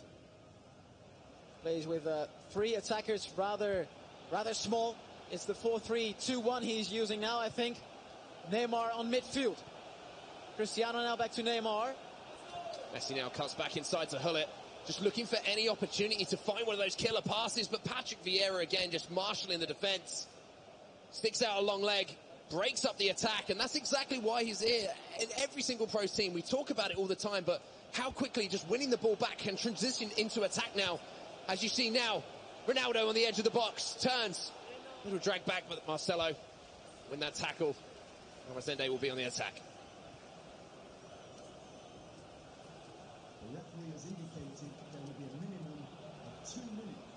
As he turns back inside here, Neymar. 3 goals as we are approaching half-time right now. Somewhat of a mountain to climb, you have to say. What would you be suggesting at half-time right now? If you're down by 3, we're going into this break right now, like, going back on your experiences as a player, what's going through your head right now, and what are the formation options that you think is probably the best choice to go for? It's going to be a challenging puzzle to solve for Resende. I think we can see another formation switch. 3 defenders. I think he should play 3 defenders. There's no other option, really. You have to go on attack. You need those 3, 4, 5 players up front to make it harder for Rapsu. Rapsu, only 1 goal conceded against Tex. You know his defense is really, really strong. You need to go full on attack, and Resende knows it. There's no other option. 3 defenders, he must do it. Yeah, I think you made a good point there. If we're talking about how good his defence is that game against Tex. You know, Tex is one of the most free-scoring players that we have in the tournament and in the world, to be honest with you. Always creates those opportunities. However, Rasso put up an incredible defensive performance, and being up by 3, he's got to feel confident going into this second half. If he can just see out this next 10 minutes or so, he really does have a foot in the next round of this tournament. Absolutely, and of course, against Tex, people all might say he was a little lucky against Tex. Tags hitting the crossbar, hitting the post, missing a penalty kick as well. And Resende, what's he going to do now? Change some custom tactics? I thought he was going to change his formation again, but he's, slightly changing his custom tactics. Some more pressure to put on Rapsu's defense, Mark. And break this down for some people who might be watching for the first time, tuning into competitive FIFA, really wanting to get involved with the scene and see what makes these players so good. Exactly what is he doing in the custom tactics there to increase that pressure? What will that do to the players on the pitch? Well, the biggest change he was making was putting the pressure up to 75, I believe, which means his defense, the three defenders he's got at the back, will be nearly or totally at the middle of the pitch. So his entire half of the pitch will be without any defenders on it. Risky, you have to say, but at this point in the game, down by 3. No, can't think about conceding a goal at this point. You have to think about just getting that next goal back and trying to work your way back into the game. Might be an opportunity here. You can see all of the attackers streaming forward. Rafso, though, on the edge of the box here with Hullet. Pass inside. Having that 3 at the back is going to mean there's space. Neymar wriggling in the box here. Great close control. But patience as well here being shown. That's exactly what Rapsu's doing. He is very patient now. Of course, that's exactly what we saw in his game against Tex. Rapsu knows that once he's up front, once he's got the lead, no matter if it's 1, 2 or 3 goal lead, once he's got the lead, he will not give you the ball anymore. Possession is the name of the game at the moment for the Frenchman. As we say, didn't have the greatest performance in our Swiss format. Came out of that. Came through F2 Tech, your Barcelona champion. Came through that test as well. His next test is the man you can see on screen at the moment, and he seems to be passing it with flying colours. Rasso just coming right at the right moment in this tournament. Resende here has to get the ball back. You see he's tried to increase the pressure. You know, he's gone 3 at the back. You can see using that second man press, but this is what Rasso has been so good at all tournament long. Keeping this ball. Now he's got the likes of Heung-min Son on the pitch as well, with those high work rates that are going to help him defensively as well as offensively. He really is set up here to go through to the next round. Absolutely. This is the hardest thing in the game now for Resende. Mentally as well. It's so hard to get that ball off of your opponent. Oh, he loses it too fast now. Big chance here, and it's going to be put away. And that might well be the tie put away as well. Rasso scores another. That's going to be 4 goals to the good on aggregate for that man you can see on screen at the moment. Very animated yesterday, but of course today is decision day, and you can see all focus on the man from France. Yeah, Rapsu knows this round is done and dusted now. It was a huge mistake of Resende. Resende obviously stressed, knew he only had 25 minutes left for 3 goals. The stress made him make that huge error.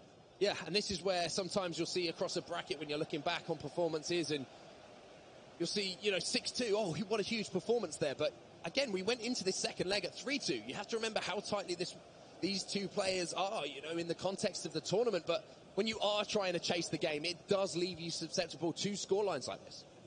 Absolutely, and I think Rapsu, he's playing like one of the Germans in this tournament. He's so effective with his chances. Only 2 shots in the first half, 2 goals. The second half, he hasn't really had many huge chances. But again, the one chance he gets, it's a goal. Can there be a little bit of pride salvaged here for Resende? Can he get a goal on the board? Can he make something magical happen? An opportunity here for Neymar. David De Gea determined to keep a clean sheet, though, for Rasso. This is what he's going to be fighting for at the moment, that clean sheet, keep that pride. Always good to come out of a big game, especially against such a high-caliber opponent, and say, you couldn't even beat me. You couldn't even hit the back of the net. Resende, again, making some changes. You've got to respect this. He's still trying to make as many goals as possible. He doesn't give up. He doesn't give up. You've got to respect that. He might as well, like some other players would have done, be sitting back, waiting till the clocks run down. But he is not. He is trying to get back in this game, trying to score.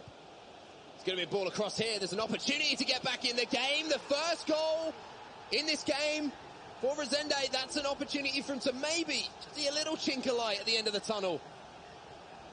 Ball across to Neymar, who's completely unmarked. Of course, with all those players forward, there's always going to be the opportunity to find a player. Are we about to see more drama here in Amsterdam? We saw some dramatic moments yesterday, although it is a long, long way to go still. We've absolutely seen enough drama yesterday. Makes me think about the game of #Ryan, for example. But Resende knows, and we all know, that this game is hardly impossible to turn around. Rapsu knows he will just have to keep the ball as long as possible. He's still attacking. I'm surprised by that. There's space in behind. You've got to take advantage of it. It's Cristiano Ronaldo at the moment. Biding his time again. You can see, not looking for any killer passes, just keeping possession of the ball, because that's what's going to win this tie. And I kind of respect that, even though he's lost that goal. Shows that his head is still screwed on, sticking to the plan, knows what he has to do to see out this tie. This is tournament FIFA, remember. Nobody remembers the players that score a lot of goals and crash out the tournament. It's all about picking up those wins. Opportunity here on the left-hand side as well for Neymar. And again, just looking for that pass back. Just perfect game management here. Absolutely, and Rapsu is starting to become a player no one wants to face in this tournament. I mean, he wasn't the favorite against Tex. He wasn't the favorite now. But he seems to pull it off again. Oh, my God.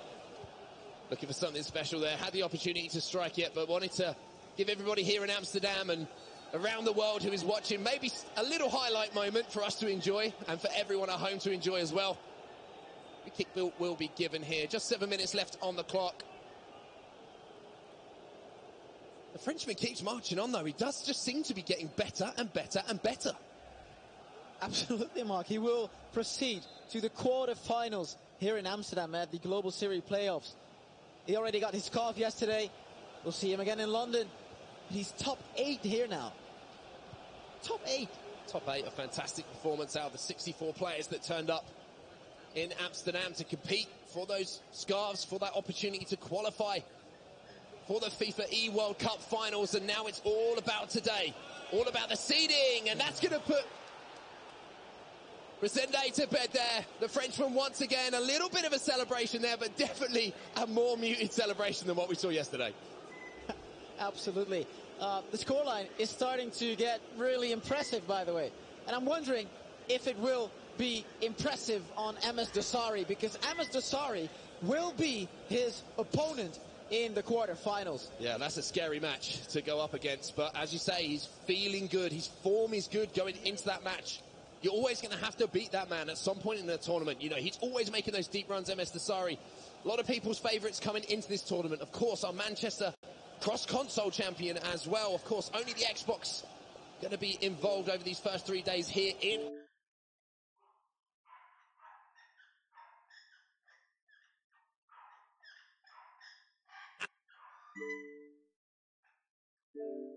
Rapsu's confidence hasn't ever been higher than at this point, I think, Mark.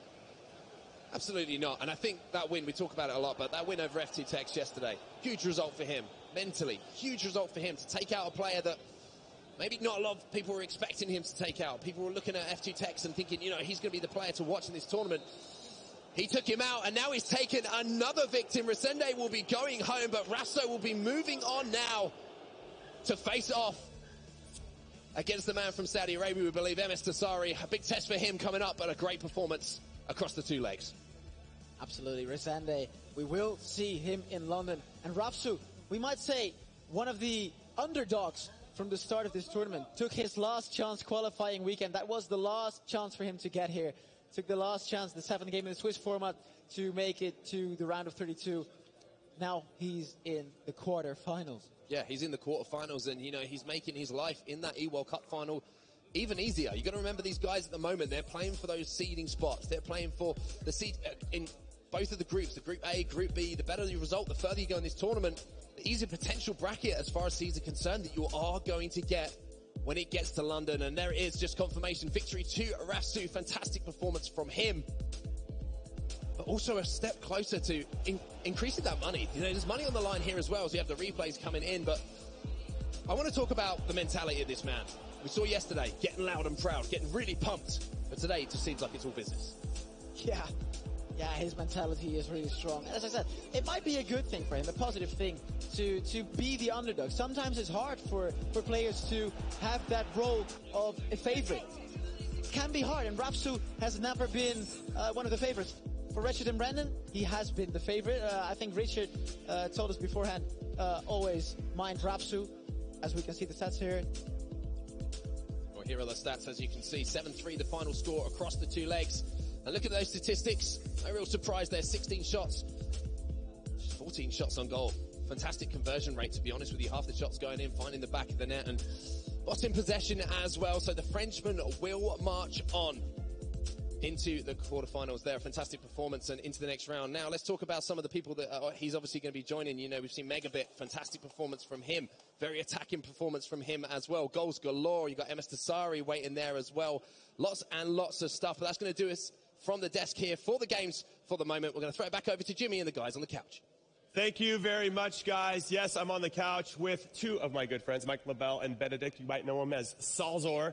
Now, guys, great game there that we just saw with Rapsu, but another game was happening at the same time. It was Kurt, and he was taking down JSSF. And I say taking down, I gave it away. He won 6-1 over two legs. He won the first leg 4-1, and then complete domination in the second one, 2-0. It's pretty rare to shut out anybody at this level in a second leg, correct? Absolutely. Yeah? I mean, we're seeing goals galore every single matchup. Now, Salazar, you know Kurt quite well. He's backing up now. All of his big talk online. You've been impressed so far? Yeah, for sure. But everyone knows Kurt. If he play his own game style, and he could win versus everyone. And yeah, let's see how he performs in the next games. All right, well, let's take a look at these match stats between Kurt and JSSF. Also, I want to give a shout out to a man we also know as Senna from Brazil. A lot of great Brazilian players, but he ran into a player in Kurt who's just on top of his game. Pretty even, all things considered. 14 shots for Kurt, 12 on goal. Only one corner kick. A lot of possession there for JSSF, but couldn't turn it into any type of goals. 6-1 overall in those two things. What does this mean for Kurt now moving forward? Do you think the pressure's off of him a little bit because he's already qualified for London at the FIFA E-World Cup Grand Final in August, that he can just almost play with house money, right? But he has lost in the quarterfinals, I think, of every competition so far, if I'm not mistaken. So he's now in the quarterfinals. Are we going to see him lose again? I don't think that the pressure's off. I think Kurt has major expectations for himself, and for him to be able to talk the way he does, he needs to get past this point. You said he's gone out at the same area over and over again. It's been a constant reminder that he doesn't want to have. And in the next matchup versus Rafsu, we have the classic possession player with Rafsu, a controller of the game, versus Kurt, who you saw only had 42% possession, yet he beat Senna in that matchup. He's not a possession guy. He's looking to go forward quick. He wants to be direct. As Kurt would describe himself, he's ruthless, and we're going to find out versus Rafsu. And then, Salazar, really quick, you're a veteran of these formats, this type of tournament. Are you relaxed now if you're Kurt? Because you've already qualified for London. How would you feel in this situation? Yeah, on the one hand, I would say, it's okay. I'm qualified for the big grand final. But on the other hand, we know Kurt. He wants to win that championship, that title. And, it will be important who scores the first goal. Sure, of course. All right, well, other big goals that were happening in other games. One in particular was #Dreamer versus MS Dasari. Now, the scoreline was very dominant in one way to MS Dasari. He won 10-3. But we want to highlight a goal using the Champions channel that Dreamer scored. And we feel like this is such a great goal. We needed to show you because this is the type of goal, how perfect you have to be to score against Dasari. So, Mike, walk us through this goal a little bit, and then Salazar, you jump in and kind of break down what he did well. Perfect. So for Dreamer, as you're going to see the change of possession here, it sets up at the very end of the match, which I thought might help him for momentum going into the final game. But something that we've seen via Dasari is how well he's able to make things simple. He makes the game look so simple. A lot of people think they can replicate what he's doing, forget about it. And you have to work your tail off in order to create opportunities against Dasari. He makes everything complicated for his opposition. So it's kind of the perfect mix and balance, and that's why we've seen such good results. Yeah, here's, I think, the start of the sequence. A lot of good passing. How important is it going from side to side, do you think, in opening up gaps, Salazar? Yeah, he tried to play it over the wing because Dasari plays always so compact on the midfield. Now he has a really good dribbling with Ronaldo, tries to play over the wing again to have some space. You see now the tiki-taka football style like Pep Guardiola, and it's so beautiful. But that's how good you have to be to just score against Dasari. That's not even beating him. That's just trying to get one goal. Is he untouchable right now? Because I think he's on a run where he could make history, similar to Real Madrid in real life, where he's going to win back-to-back tournaments. I definitely feel that a lot of professional players are concerned going up against Desari. I actually feel like Dreamer maybe gave him a little bit too much respect in their matchup. How can you not? He's MS Desari. You can't go in there with that mindset. You have to go in like, I'm about to introduce you to Dreamer. Good luck. You know? Right. You can't be like, this is MS Desari. But you've played against some of the world's greats in real life. Thanks for grabbing my hand on that one. but Salazar, you have to give respect to your opponent in some capacity. What would you do? Let's say if you're Dreamer, you're coming in. Obviously, you've had all night to think about this game because you know who your opponent is. How do you make that jump? How do you? It's nearly impossible. Right, because you're a human being. Yeah, it's crazy because you know you can play FIFA. You're qualified for such a big tournament, but if you play against a player like Desari, it's nearly impossible. You don't have the chances to score goals, and on the other hand, every shot, every situation is a goal against you. So, you need to be clear in your mind. You need to get a really, really good day, and maybe then you can win against such a good player. Maybe, I think is the key word that you're using there. Maybe you can get that key win. Now, everybody watching at home, reminder for you. If you want to get some of the Twitch drops that are happening in the stream, you got to link your accounts. Go to ea.com/Twitch, and you have a chance to win 2 icon cards, Frank Rijkaard and Marco van Basten. And you get some ultimate packs. We've already dropped a bunch of Leo Messi ones. Unbelievable. If you got either one of those icon, how excited would you be? You too. I'm happy days with that. Free icon works for me. No problem. Same with you? Would you prefer Rijkaard or Van Basten? I would prefer Rijkaard, I think. You think? Same. Have you seen Van Basten play? That guy is incredible. I guess it depends on where you want to fill him in on your team. Van Basten was incredible as a player. Either way, you can't go wrong. We're talking about FIFA. Yeah. All right. We are talking about FIFA, but they're both excellent players. Anyway, we also saw a lot of excellent players yesterday, so let's take a look at yesterday's recap. To Amsterdam. Today is qualification. We're going to find out which 16 players have clinched themselves a spot in the FIFA E World Cup. It just shows how much pressure can get to someone at such an important stage. As I said, we've got the best Xbox players in the room right now. Because all of the last 16 will qualify for the FIFA E World Cup Grand Final.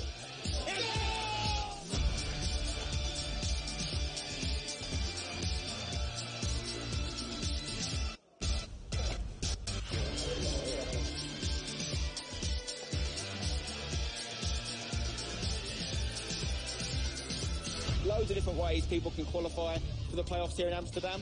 Many different routes through, but only one way you can get to the FIFA E World Cup final is by finishing in the last 16 here in Amsterdam. It's that simple. Anyone on their day can beat anyone here. Let's go! First person to have one. Let's put it on you, sir. You've qualified for the World Cup final. Very happy to be under the top 16. And also, I'm happy that I made it. He's qualified for the E-World Cup. Dreamer and Fabio Denuso, congratulations. Who ultimately becomes the Xbox playoff champion here in Amsterdam. Well, welcome back to Amsterdam once again for day number 3, Decision Day. Kurt has just won, Rafsu's just won. 2 players playing fantastic FIFA at the moment, and unfortunately for some players, the end of the road. Yeah, the results are coming in thick and fast, pretty much for every single player here. You saw Kurt, convincing victory, 6 goals to 1. And believe it or not, for how much that he speaks on Twitter, this is the first time in the Global Series that he's been beyond the round of 16. He lost 5-1 against Herosia in Manchester, lost 5-1 against Tex in Barcelona. So could this be the tournament that he backs up the best in the world, self-proclaimed best in the world status? Maybe this is, of course, if you have just joined and you're wondering how the format of the tournament works, we'll talk you through that right now. Of course, a 3-day tournament, and we are in day number 3. But a few days ago, we started with 64 players from the Xbox side. They all got here via FIFA E World Cup qualifiers. There was 31 events, plus that last chance weekend. And it was quite simple. You win 4, you go through, you lose 4, you're out of the competition. Yeah, the Swiss style that we've come to love here at the EA events. You get to 4 wins, you are through into the last 32, into that round of 32, and you've survived day 1. Day 2, it's all about qualification. 16 players will qualify for the FIFA E World Cup Grand Finals, and we found out who them 16 players were coming into day 3. We did as well, and from all over the world as well. 11 different nations, I believe, so far.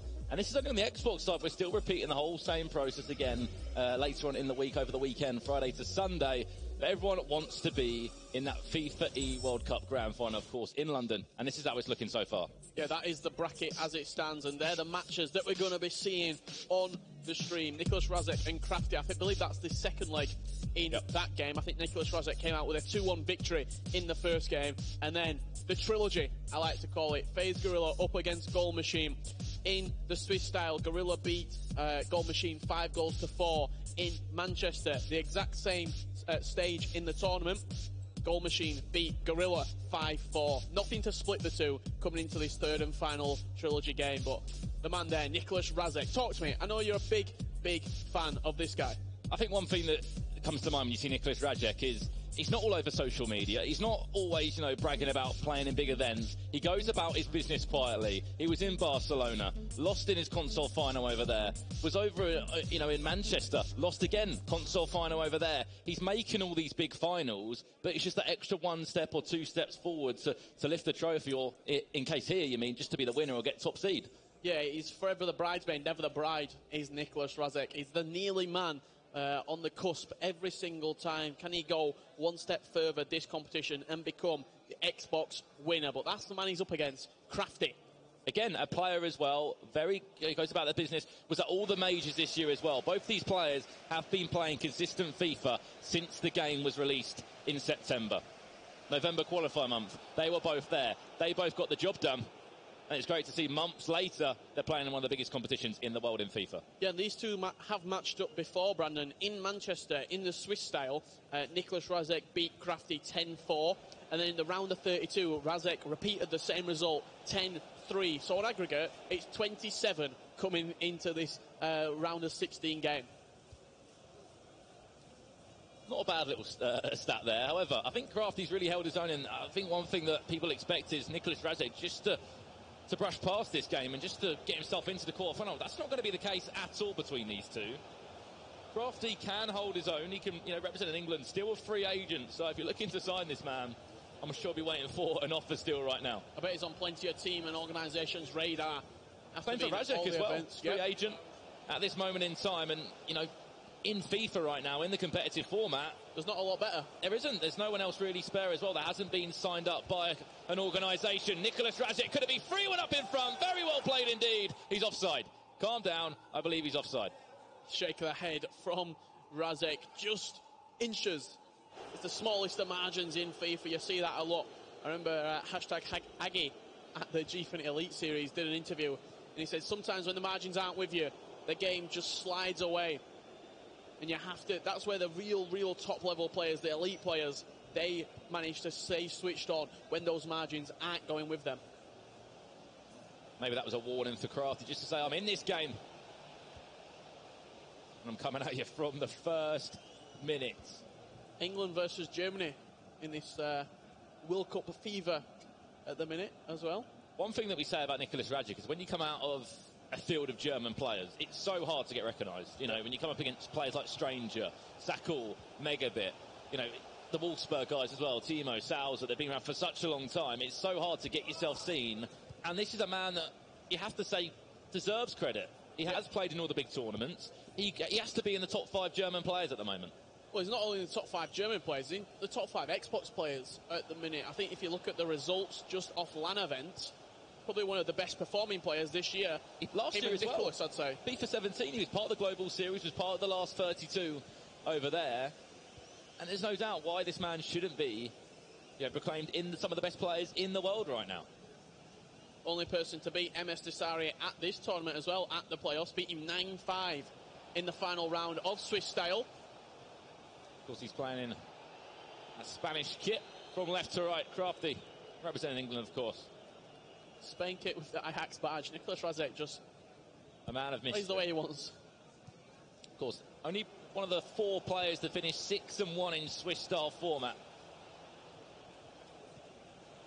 Was incredible there. And the only player he lost to was Ryan. Hashtag Ryan, of course, crashed out the competition, unfortunately. That was in Swiss-style round 2, in fact. But they've played before. And on paper, Crafty's never won against Rajek. Hasn't beaten him. The 3rd time these two will meet in a major. You win this leg, you're in the quarterfinals. You're playing for bigger prize money and for a better seed in London. Yeah, the winner of this will be playing the winner of FaZe Gorilla versus Goal Machine.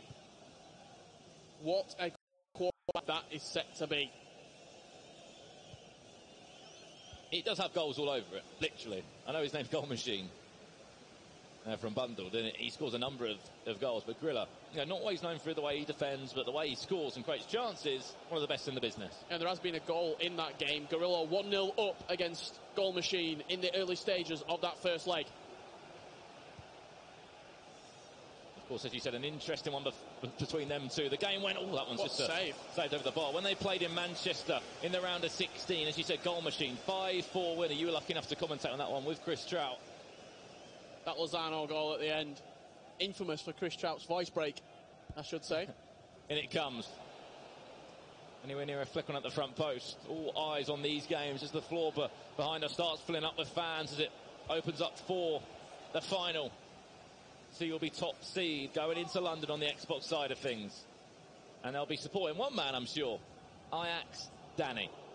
Yeah, their man Ajax Danny will be up against Aero FIFA, representing Team Envious a little bit later on. That plans to be a rowdy affair. Aero's not the quietest of players either. He'll let you know about it when he scores a goal. The thing that I'm looking forward to seeing in that game, though, is how Aero will feel. When you've got Ajax Danny scoring goals and, shouting in your face, come on, and showing the passion, how will Aero feel? How will he be able to compromise? Nicholas Rajek now. Chance, that one's in! He's inside that time. You could just see a double check just to ensure he was. And the margin has been extended again. Yeah, Nicholas Rajek. It's there, look, just that fullback. Carl Walker just comes in.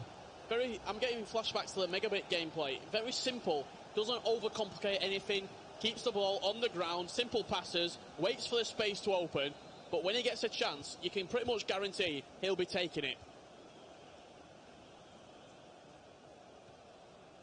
Well, then 3-1 the score on aggregate. Crafty needs 2 goals to send this to extra time. And some would say to cause an upset.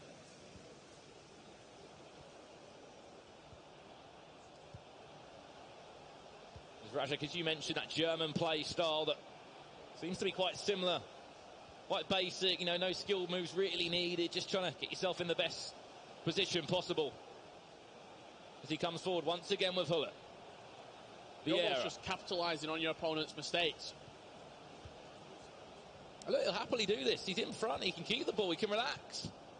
Crafty needs to come out and play. I'm sure he'll have a lot of support behind him as well. 2 English players, of course, in London, Gorilla and Crafty. In the home nation, the capital. Yeah, Gorilla will be looking to defend his crown as well for the first time ever. And he'll be joining an elite list of 2-time FIFA E World Cup champions alongside Bruce Granick and Alfonso Ramos.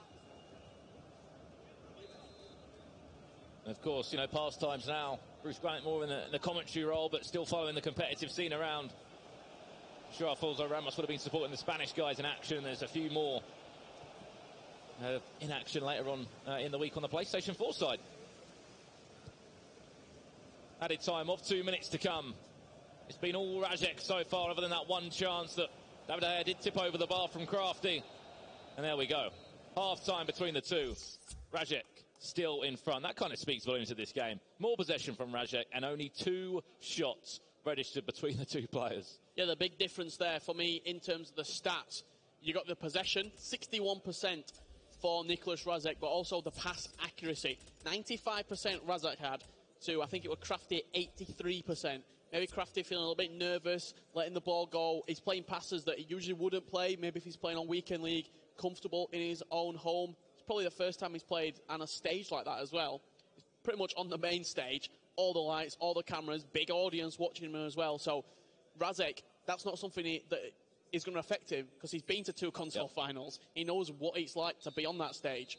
It's the smaller things that people don't really think about. They only think about gameplay. Things like having a good night's sleep, being mentally switched on to the game. And it is those little facts, as you said, how you prepare. At the end of the day, these are athletes.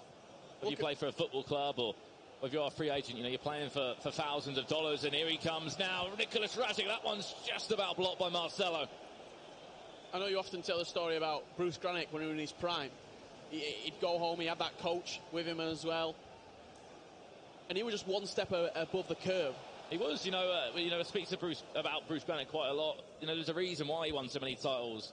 When you're at big tournaments like this, of course, there's distractions to go out, in a fantastic footballing city, to go out late nights, not prepare well. Bruce Granick, he always prepared well. He had a coach behind him. He had a team of people that looked after him. And at the end of the day, that was the difference where you started to see esports move. And that's why he's regarded as the greatest of all time by a lot of FIFA players. And right now, another man that will be trying to climb that ladder, Nicolas Razek. That shot was blocked. Crafty had that one chance, tried to drive forward with Ronaldo. He was just shouldered off the ball, maybe out strength, you could say. But still, he's knocking on the door of Nicolas Razek. And there's still no way in for him. You see Razek, even though he's 3-1 up right now on aggregate, still not very happy with the performance that he's giving. Look how far Carl Walker's moved across there. We're talking about a right back here who's playing. Looks like he was just right forward. Yeah, just came all the way across there just to defend. And this is what I like. Maybe Crafty will make a change. Because right now he needs to start attacking a little bit more. Yeah, it's a 4-1-2-1-2 up against the 4-3-2-1. You see there, just switching back and forth, seeing if his opponent does make a change. If you're wondering why they are doing this, is because on paper, you don't want to not see if they've made a big change. You need to know exactly what they've changed so you can target that, so you can try and counteract the move. A lot of players will match each other up. There was a story between Dito and Cody, the finisher back in Manchester, that they both kept on matching each other up, and the referee had to say, guys, can we just play this game, please? Because all they were doing was just trying to play in each other's mental game and try and just match each other up. I don't know if you remember the game between Epsilon Foley and #Ryan, where they both played the 3-5-2. Nothing to separate the two at all in Manchester. I think it did go down to penalties, yeah. You heard Desai talking about it in that interview earlier, where that he's got a 4-4-2, the second variation, or he can switch into a 4-1-2-1-2 narrow, and his opponent has to match him up if he wants to even be within touching distance of Desai. You see the pressure that Crafty's just trying to put on now. You can see, looks like maybe a 3 at the back. He may have moved into. Or I may be wrong there. Looks like 4 potentially. Yeah, Marcelo just moving back in position there. I wasn't too sure the way he was defending that one. Ronaldo back to goal. Nicolas Razek trying to just rub salt in the wounds. Good high press from Razek. He's not happy. Nicolas Razek just shaking his head saying, I'm not happy with how I'm playing. Yes, I'm in front, but similar as you said, a German place. So I just wants to destroy the opponent, score as many goals as possible. And the man that's been looking after Nicolas Razek. There we go. Finesse. Crafty just misses there. And he'll be praying that Nicolas Razek can pull himself through this game. See there, plenty of people watching to support their players. Everyone's got their favourite. Everyone has their coach who's with them. I'm sure we're going to see Tass a little bit later on with Gorilla supporting him. Not only giving him the tactical advice that another pro player can see, but also just being there for your friends to be able to go out, get something to eat after the event. Give them that. Just take your mind off a big game. Yeah, just not always obsess about the game. Here's a chance for Crafty now in a little bit of space. Ronaldo! Game on! Get the ball, 20 minutes left. Can the Englishman pull a comeback? A pause straight away into changing it up. Yeah, that's Razek making the pause. Substitutes are coming on as well. I think he's just moved R9 off, I believe. I'm not too sure if we are going to see a formation change from Crafty as well. Clearly Razek unhappy with something in the team, switched it up straight away. As soon as that goal went in and off the post, the pause was cued instantly. He knew, okay, I'm 3-2 down, something needs to change right now. And you only get that knowledge from playing hundreds and thousands of hours of the game. When you try and read inside a pro's mind right now, you're thinking Crafty's like, come on, one more chance, I can get back in this game, I can sit into extra time. Then the mental side of the game it will be affecting Nicolas Radek, because he was in front by 3-1, and every time a shot doesn't come off, every time he misses a chance, he'll get frustrated a little bit more, and sometimes you win your games in the mental side. Yeah, you do. Both players you saw there as well, wearing the headsets, Turtle Beach headsets, just trying to block out everything, just get into the zone. Find that inner place where you can play your best FIFA. That's what they need to do right now, and they've got 20 minutes to showcase that at the global stage. Will there be a comeback? Well, the man that seems to be making all the console finals, Nicolas Radek, Barcelona, Manchester, and maybe here in Amsterdam. Or has Crafty got another answer? Is he going to make it 3 for 3 with the playoffs added to it? Carl Walker into Vieira now. Nicolas Radek trying to just find a way through. Matthias has been subbed on for him as well. Pele. And good somehow Messi just there about doing his defensive duty for him. Yeah, solid defending from Crafty on that occasion, just to read the situation. He's got the overlap. Overlapping run. Just didn't play the ball he was looking for there. Crafty looking for an equaliser. Carl Walker. I think just that through ball where it's the smallest things that do affect players. The way he just took that extra second to turn. A pause has been made again by Radek. Obviously not happy with how it's going. I'm going to say now he's going to be changing to a formation that just defends for him. Yeah, he's put on that 4-2-3-1. He's got the 2 CDMs just to sit in that position there, just to sit in front of that back four, almost protect the back four. Anything in and around the box. How many times do we see a player gets one more chance and it's just on the D, just passing back and forth, waiting to create the opportunity? If you've got your 2 CDMs sat in front there, if you've got a Gretzka and a Vieira, someone like that, pretty much it's very hard to break down and break through that back four. I completely agree, and this is where you can really get yourself into a professional game at the highest level, to look at all the little changes, to ask questions. Why, as a casual player, I'm not beating people at weekend league. Look at this, learn from this. There's players out there like Crafty that would have wanted to get in the competitive scene for a long time. At first everyone was like, who is this man? Back in November when you saw these new names popping up. And when FIFA esports continues to grow in the way it is, you're going to get new faces. You're going to get new people that want to be in your position, want to be part of these huge tournaments all around the world. Not only that, but you also get people such as Zelonius who they use their pro platform to enhance their career in general with the Twitch live streaming that he does. He's now built a community around it. Sessions now. Yep. Looking at all the avenues.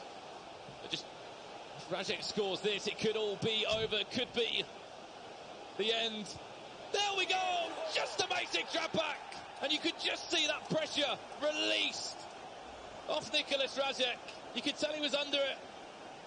And you wonder why he was making the changes. You wonder why he was pausing the game, to give him an extra second mentally to prepare. And you saw that reaction from him, usually quite a subdued reaction. He knows that goal could be the goal to send him into the quarterfinals.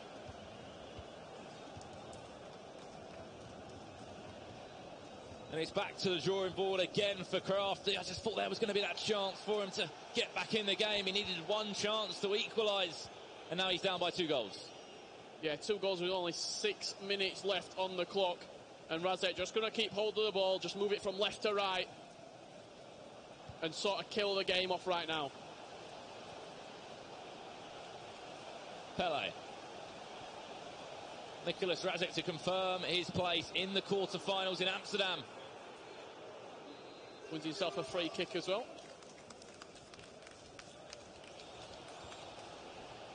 As he comes forward, Pele overlap into Neymar, Ronaldo. He just wants to keep going. He's going to try and score again. Skill moves are out. Ball roll or two. A drag back in there as well. Just trying to toy with the back line of Crafty. To play around in those small areas is incredible. And if he can finish it, oh wow, that could have been goal of the tournament if he pulled that one off. Yeah, we have heard a few shouts behind us as well. I think I heard an Ajax Danny shout. He's currently playing up against Envy Aero. And Ajax Danny raw. Crafty plays it across. I'm not too sure what he went for there. He for a shot and tried to play it across goal. Added time of 2 minutes. Nicolas Radek, the German that just keeps on giving in big tournaments, wherever it is, all around the world. Barcelona, Manchester, and here in Amsterdam. He's going to be in that grand final, and in style again. 5-2. No one seems to be stopping this man either. He goes about his business like a silent assassin. It doesn't create a lot of fuss. It doesn't really say a lot on social media, just goes about it, turns up to the big events and performs to the best of his ability. And of course, he beat MS Tassari here. He has played against the man that we said can't be stopped as well. He's beaten him. And there's the full-time whistle. Congratulations, Nicholas Razek. And commiserations to Crafty, but you're still going to be in that FIFA E World Cup final, of course, in London. Of all the talking points, there'll be, you know, part of the two Xbox players that are English that will be representing that. Yeah, did the job, Crafty, in the tournament. Finished in the top 16 to secure his place to the E World Cup Grand Finals in London from the 2nd to the 4th of August. And 5-2, it's not the worst result. If you look, that's improvement. Look at Manchester. He lost 10-3 in the round of 16, I believe it was, against Nicholas Razek. So the same opponent is only lost 5-2.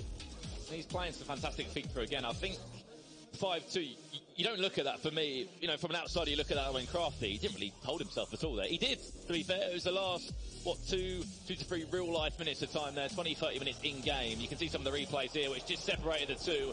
At half-time, there was literally one shot between the two players. Remember that Nicholas Razek had that early chance that was offside. Crafty, though, dropped the shoulder or two, went low-driven and scored. Yeah, the comeback was on where with Crafty, but Razek killed the game off late on. Fully into Ronaldo, creates the opportunity, low-driven shot into that bottom left corner. And that was the goal that did seal it and put Nicholas Razek into the quarter-finals. Big performance from Nicholas Razek, and that's what he seems to do at the big stage, perform. But you can see there, these are the stats of all you need to know. 13 shots, 10 on goal for Nicholas Razek. Had more possession, and when you're playing against a player that's going to hold possession and try and frustrate you, you are going to be in trouble, aren't you?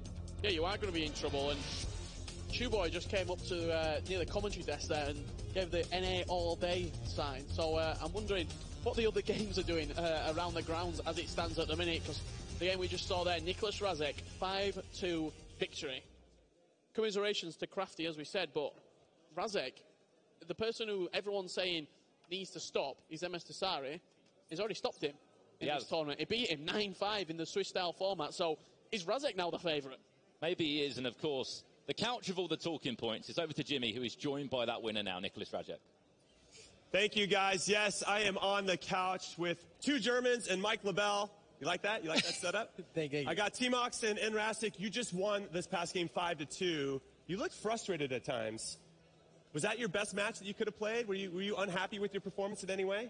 I wasn't really happy with my performance. I didn't take my chances in the first game, so I was frustrated, and I didn't play really well. He defended really good, so it was really hard, and it was a really hard game, and yeah, it was a really close game, and yeah, I didn't play really well, so I wasn't happy about my performance, but I won.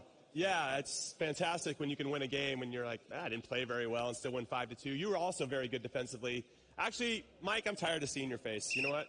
Ask me to come on, you sub me out. It's because your hair is better than mine, and I just can't handle the glow that it has at the end of the couch. We're going to bring in somebody that you might be familiar with. His name is Spencer Owen.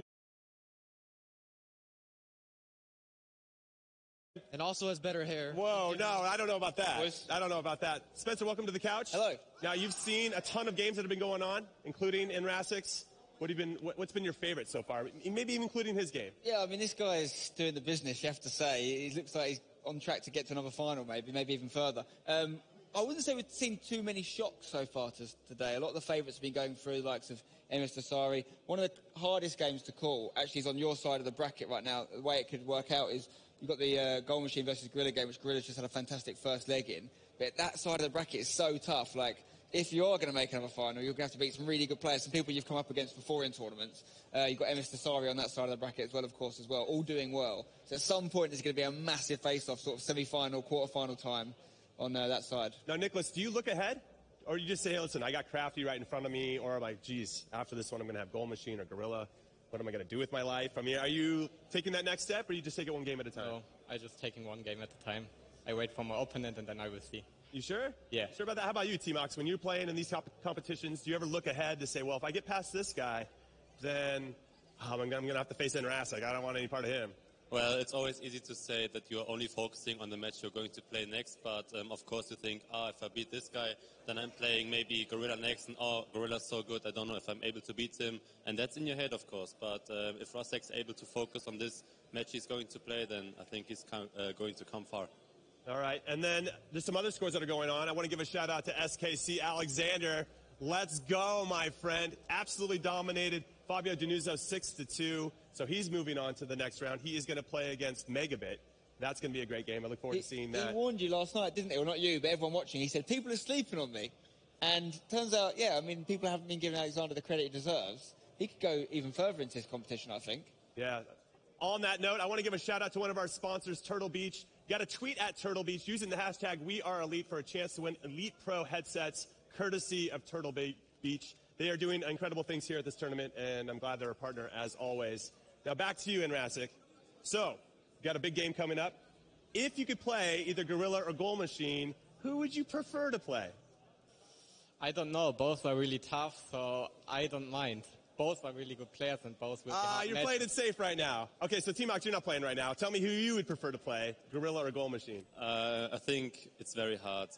Gorilla beat Goal Machine in the first leg 3-0, I think, but Goal Machine had a lot of chances, so it could have gone either way.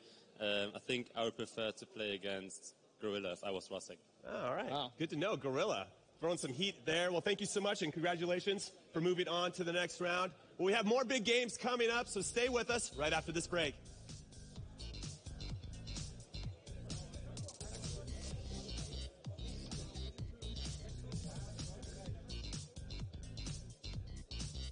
Let's go!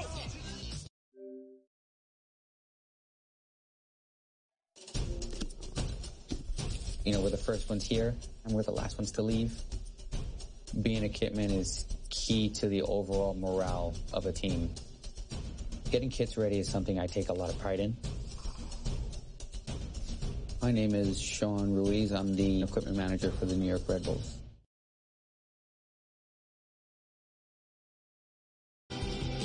Nobody's going to believe me. You got a phone? Yeah. Come here then.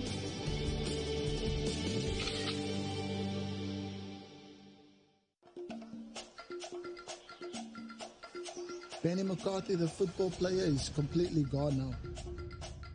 And this is Benny McCarthy, the coach.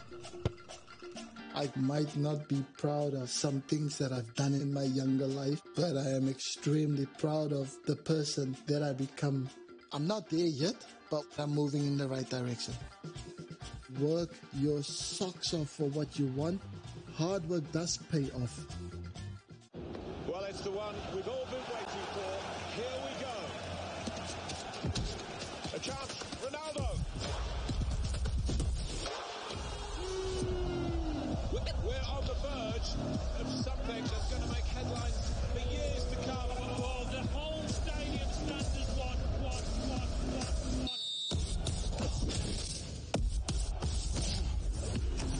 Here we go.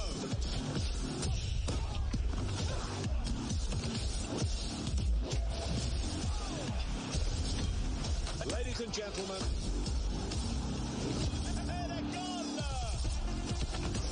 he's up for the header. Power, sheer class, astonishing, unbelievable strike.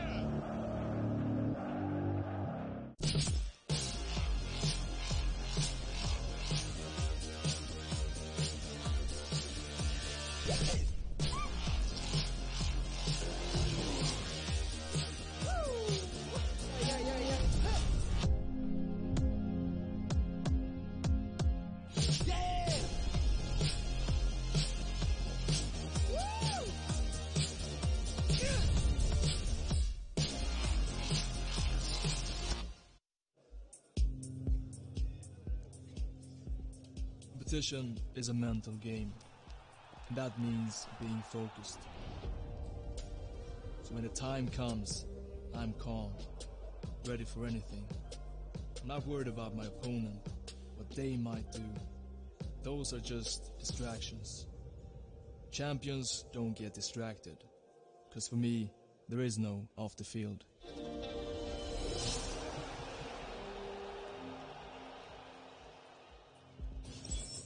Welcome back to Amsterdam once again. And every single game we go past, the heat slowly just starts to tick up here. Of course, we're playing for seeding now. If you didn't know already, we came to round of 16 today. 16 players left in the competition. And slowly but surely, there's going to be 8 left, and it's going to be quarterfinals time. Yeah, the pressure cooker that is the playoffs is really, really producing some unbelievable results, Brandon. I think at the minute, we've seen a 4-1 Gorilla up against Goal Machine. But the game that is in focus, it's a tight one between Ajax's own Ajax Danny and Envy Aero FIFA. 3-2 the scoreline in the first leg. A game with 2 stories as well. You know, 2 players both have a story. Ajax Danny came out of last year with all the talking points. You know, this man that was incredible, didn't start the year well, even a bit like himself, I said yesterday. Had to go to the Eredivisie, won the Xbox side there, came against Ali Riza Agun, the man on the PlayStation side, the PS4 player who will be part of the playoffs, beat him, and then went and win that. You know, was just playing some incredible FIFA. On the other hand, talk to me about Aero. Yeah, 0-3 in Swiss style. It looked all doom and gloom. But what happened? He turned it around. He finished 4-3, the first ever player to do that in the Swiss style format. He then went on in a really, really tough game up against Los Ugueres, the Spanish player who was one of the favourites. Beat him 5-2. Something quite interesting to note, Danny was actually 3 goals up in this game, and these two played in Swiss style against each other at the playoffs. Danny won 5-3.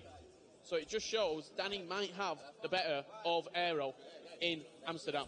And of course, if you were watching yesterday, you would have saw Ajax Danny end the stream in style. 6-1 against Elastico, the German. And we saw a special celebration as well from him as well to the crowd that is going to be, you know, picking up soon. It is live to an open audience if you want to get yourself down here.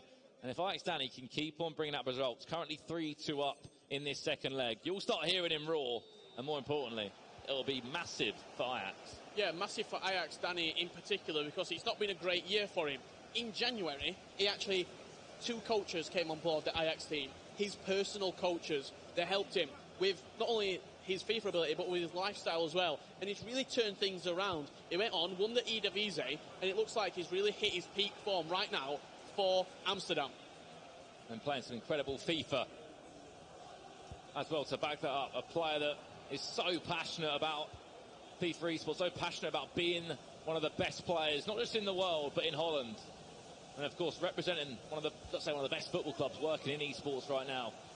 Where they go about looking after their players, the content strategies and approaches that Ajax use. It's really been significant to the to the brand, to the club, and the impact they make every single day in esports. However, Aero, a man that's been at so many big tournaments this year, Gfinity Elite Series, part of eFoot de France, best 16 players in France.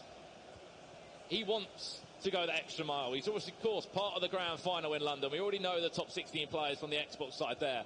But he wants more. He wants to go the full way, especially after the disappointment of not doing that at the FIFA E Club World Cup. Yes, he had a 3-goal advantage going into the grand final, lost 6-0 to FIFA Houston. It was actually also in Manchester as well. Aero finished 1-4 in Swiss style. So it's been a pretty turbulent year for him. It's been a roller coaster ride for Envy Aero. And he's still a young player. I think one side of the game 2018 is that mental side that was questioned a few times, but where he's been there, especially yesterday, when you're 0-3 after survival day 1, of course he got back to 2-3 in the end, you are asking questions of yourself as he comes on the attack now. But as you said, he made history, the first player to come back from a 0-3 to go 4-3 in Swiss style format. You know, he'll be over the moon with that. In the other game we can see right now, I believe that's Gorilla, just scored again. To make that 5-1 on aggregate. Since signing for FaZe, seems to be playing some exceptional FIFA. Again, one of the only players you have to say, alongside Megabit, Nicholas Rajek, who's consistent at all events this year. Yeah, after the Club World Cup, Gorilla, I got a chance to just have a little chat with him. He said, this is the last opportunity right now. I need to start playing my best FIFA. It seems as though with Gorilla, when the pressure's really, really cranked up, that's when he performs his best. Ajax Danny now. Big fan of Luis Suarez, was waiting for that special item to come, and when the 97 team of the season was straight into the team, he sliders. The corner comes in again. There he is, and there's the goal. Ramos wins the flick on. And a big celebration as always from Danny, just to calm himself down. This is where you can see a different Danny right now. Look, scores a goal and straight away, relaxing. And that might be that impact that the coaches have had on him. Last year, it seemed as though a little bit over-passionate at times, over-emotional. He let the game get to him. Would you say that's a fair reflection of Danny's performance at some points last year? On the complete opposite side of it, Enviero, what is going through his mind right now? He's been all over his emotions over this week so far, from going 0-3 to finishing 2-3 on Monday, to coming out and shocking everybody and finishing 4-3 in extra time, needless to say as well. Those underrated things as well, just to take that second, your hands off your controller, to take a drink, just to get your eyes off the screen, to give yourself that small little break from the gameplay can just relax you so much more, and it does have impacts. In the way you play, it will have an impact. However, Enviero needs 2 goals. When Ajax Danny is playing at his best, that's not going to be easy.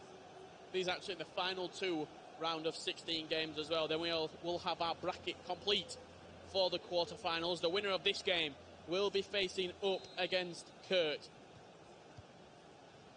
On the other side of it, Nicholas Razek awaits the winner, who probably at the minute will be FaZe Gorilla. Gorilla versus Razek in the quarterfinals. What a matchup. That's a final. It could be, easily. Especially if you look at maybe a FIFA E-World Cup qualifier, you'll be looking at those guys to be in the finals. And of course, we saw a little interview from MS Dasari that was done with EA Sports. And he said if there's a players that are rated in this competition, he did say Nicholas Razek was one of them, Gorilla was one of them. And there was one more player in there that he was... Gorilla, Kurt and Razek were the 3 that he said he wouldn't like to face. Then he also said that he plays a similar way to Nicholas Razek, so... Well, they've faced up against each other a few times now, and it seems as though it can go either way when you get 2 powerhouses facing against each other. If they both win their quarter-final games, Richard, they can actually meet in the semi-finals, those 2 players. That'll be interesting. As Gorilla just had an unbelievable chance there in this game. Aero, back to goal, dragged back with Ronaldo and just into the path of Ruud Gullit. What Dasari can't do is write off Rafsu, though. Rafsu's an unbelievable player. And again, a player similar to Ajax Danny. In some aspects, he was in Barcelona, Rafsu, didn't have a good performance there, went through a period of the game when I think he kind of questioned himself, saying, am I still good enough to be a professional FIFA player? Yep. Did exceptionally well, won the Orange E-League. The second time that season has run, he came out top there last year. It was Manika of FC Metz. And then went to the last chance weekend, got a 40-0, and now he stands here in the quarterfinals against MS Dasari. Azpilicueta drafted in. That one goes all the way across. Offside. Ruud Gullit was in the end there. Still 2 goals needed by Aero. And of course, his PlayStation teammate is not here to support him just yet. I believe they're arriving in later in the day, of course. Icevogel and Jazz. Maybe even Lyrics might come out and support. We know that the team infrastructure they do have, Team Envious, a new organisation, new esports team in FIFA. I know they've been well established across other esports titles, but they made the move into FIFA, and ever since they haven't looked back. Yeah, they'll be backing their player all the way. I think you just need to look at the G-Fit Elite Series to see it's very much a team experience. Aero inside, that one's just about saved by David De Gea. Aero is still trying to hunt for a way back in this game. Ronaldo, edge of the box, tried to feed that one through to Vieira. And as you were saying about Team Envious, just that team structure, it's got to be a factor that will help them. Ajax Danny now, his time. Try and drive the ball forward, still in front. Danny's not looked great since he scored the opening goal in this game. He gave away possession a couple of times, quite needlessly. But on the other side of that, Ajax Danny, we saw it at the Draft Story Cup wasn't a FIFA World Cup qualifier, just an extra professional tournament for players to play in back a few months ago. He was a more mature performance back then. You know, he was defending when he needed to, he was keeping possession when he needed to. If he scores one now before half-time, that would be incredible! He does!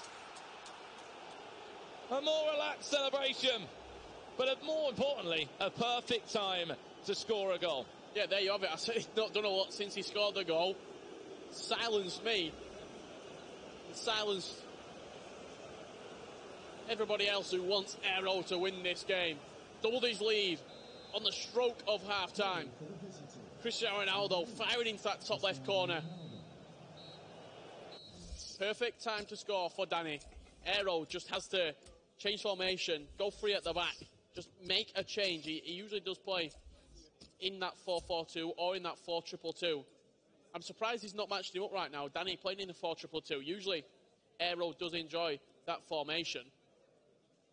It's as simple as it looks, Richard. You need 3 goals right now. You have to make a change. You have to go out and attack. We see people go 3 at the back. We can see Danny go 3-5-2 occasionally this year. The way that he played last year in a number of tournaments was 5 at the back. That was the way he played. Yeah, well, we spoke to him as well this year, and he said he enjoys the 3-5-2.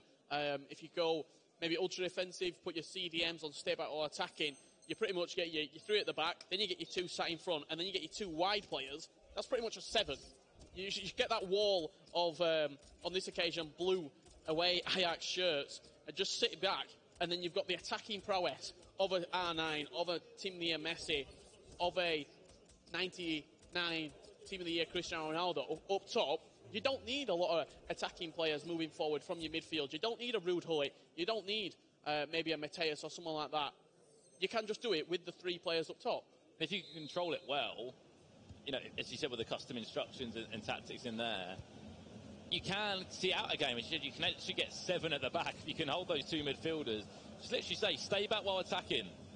Change it, you know, your custom tactics, how far forward your team defend, the pressure they do. You saw Megabit make that change a few games back.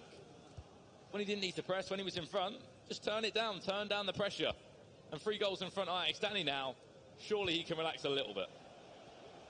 Yeah, you got to think he'll be relaxing into the game, Ajax Danny. 1 more goal. We might see the arms folded celebration again. Can he grace us with it on decision day? Vieira. Pull it. Ronaldo. Trying to find a way through this back wall, you could say, or defensive wall that Aero is providing. He is still 3 goals down, though, and needs to find a way back pretty soon. Inside, that one just taking a horrible deflection out for a corner. The pressure for Danny still remains on. Yeah, pressure very much up by Ajax Danny at the minute. Corner to the edge, Aspliqueta not going to take a shot from there. Goes to the back post, though, instead. Heung-min Son with time to turn, with time to take a touch. Hill to Hill. And just for a goal kick in the end. Pressure over. Aero, though. Not all players put their headsets on. Aero's not one of them. She likes to just hear the atmosphere in the arena. All the other games, all the rules, all the cheers. Sometimes it helps you, and sometimes it doesn't.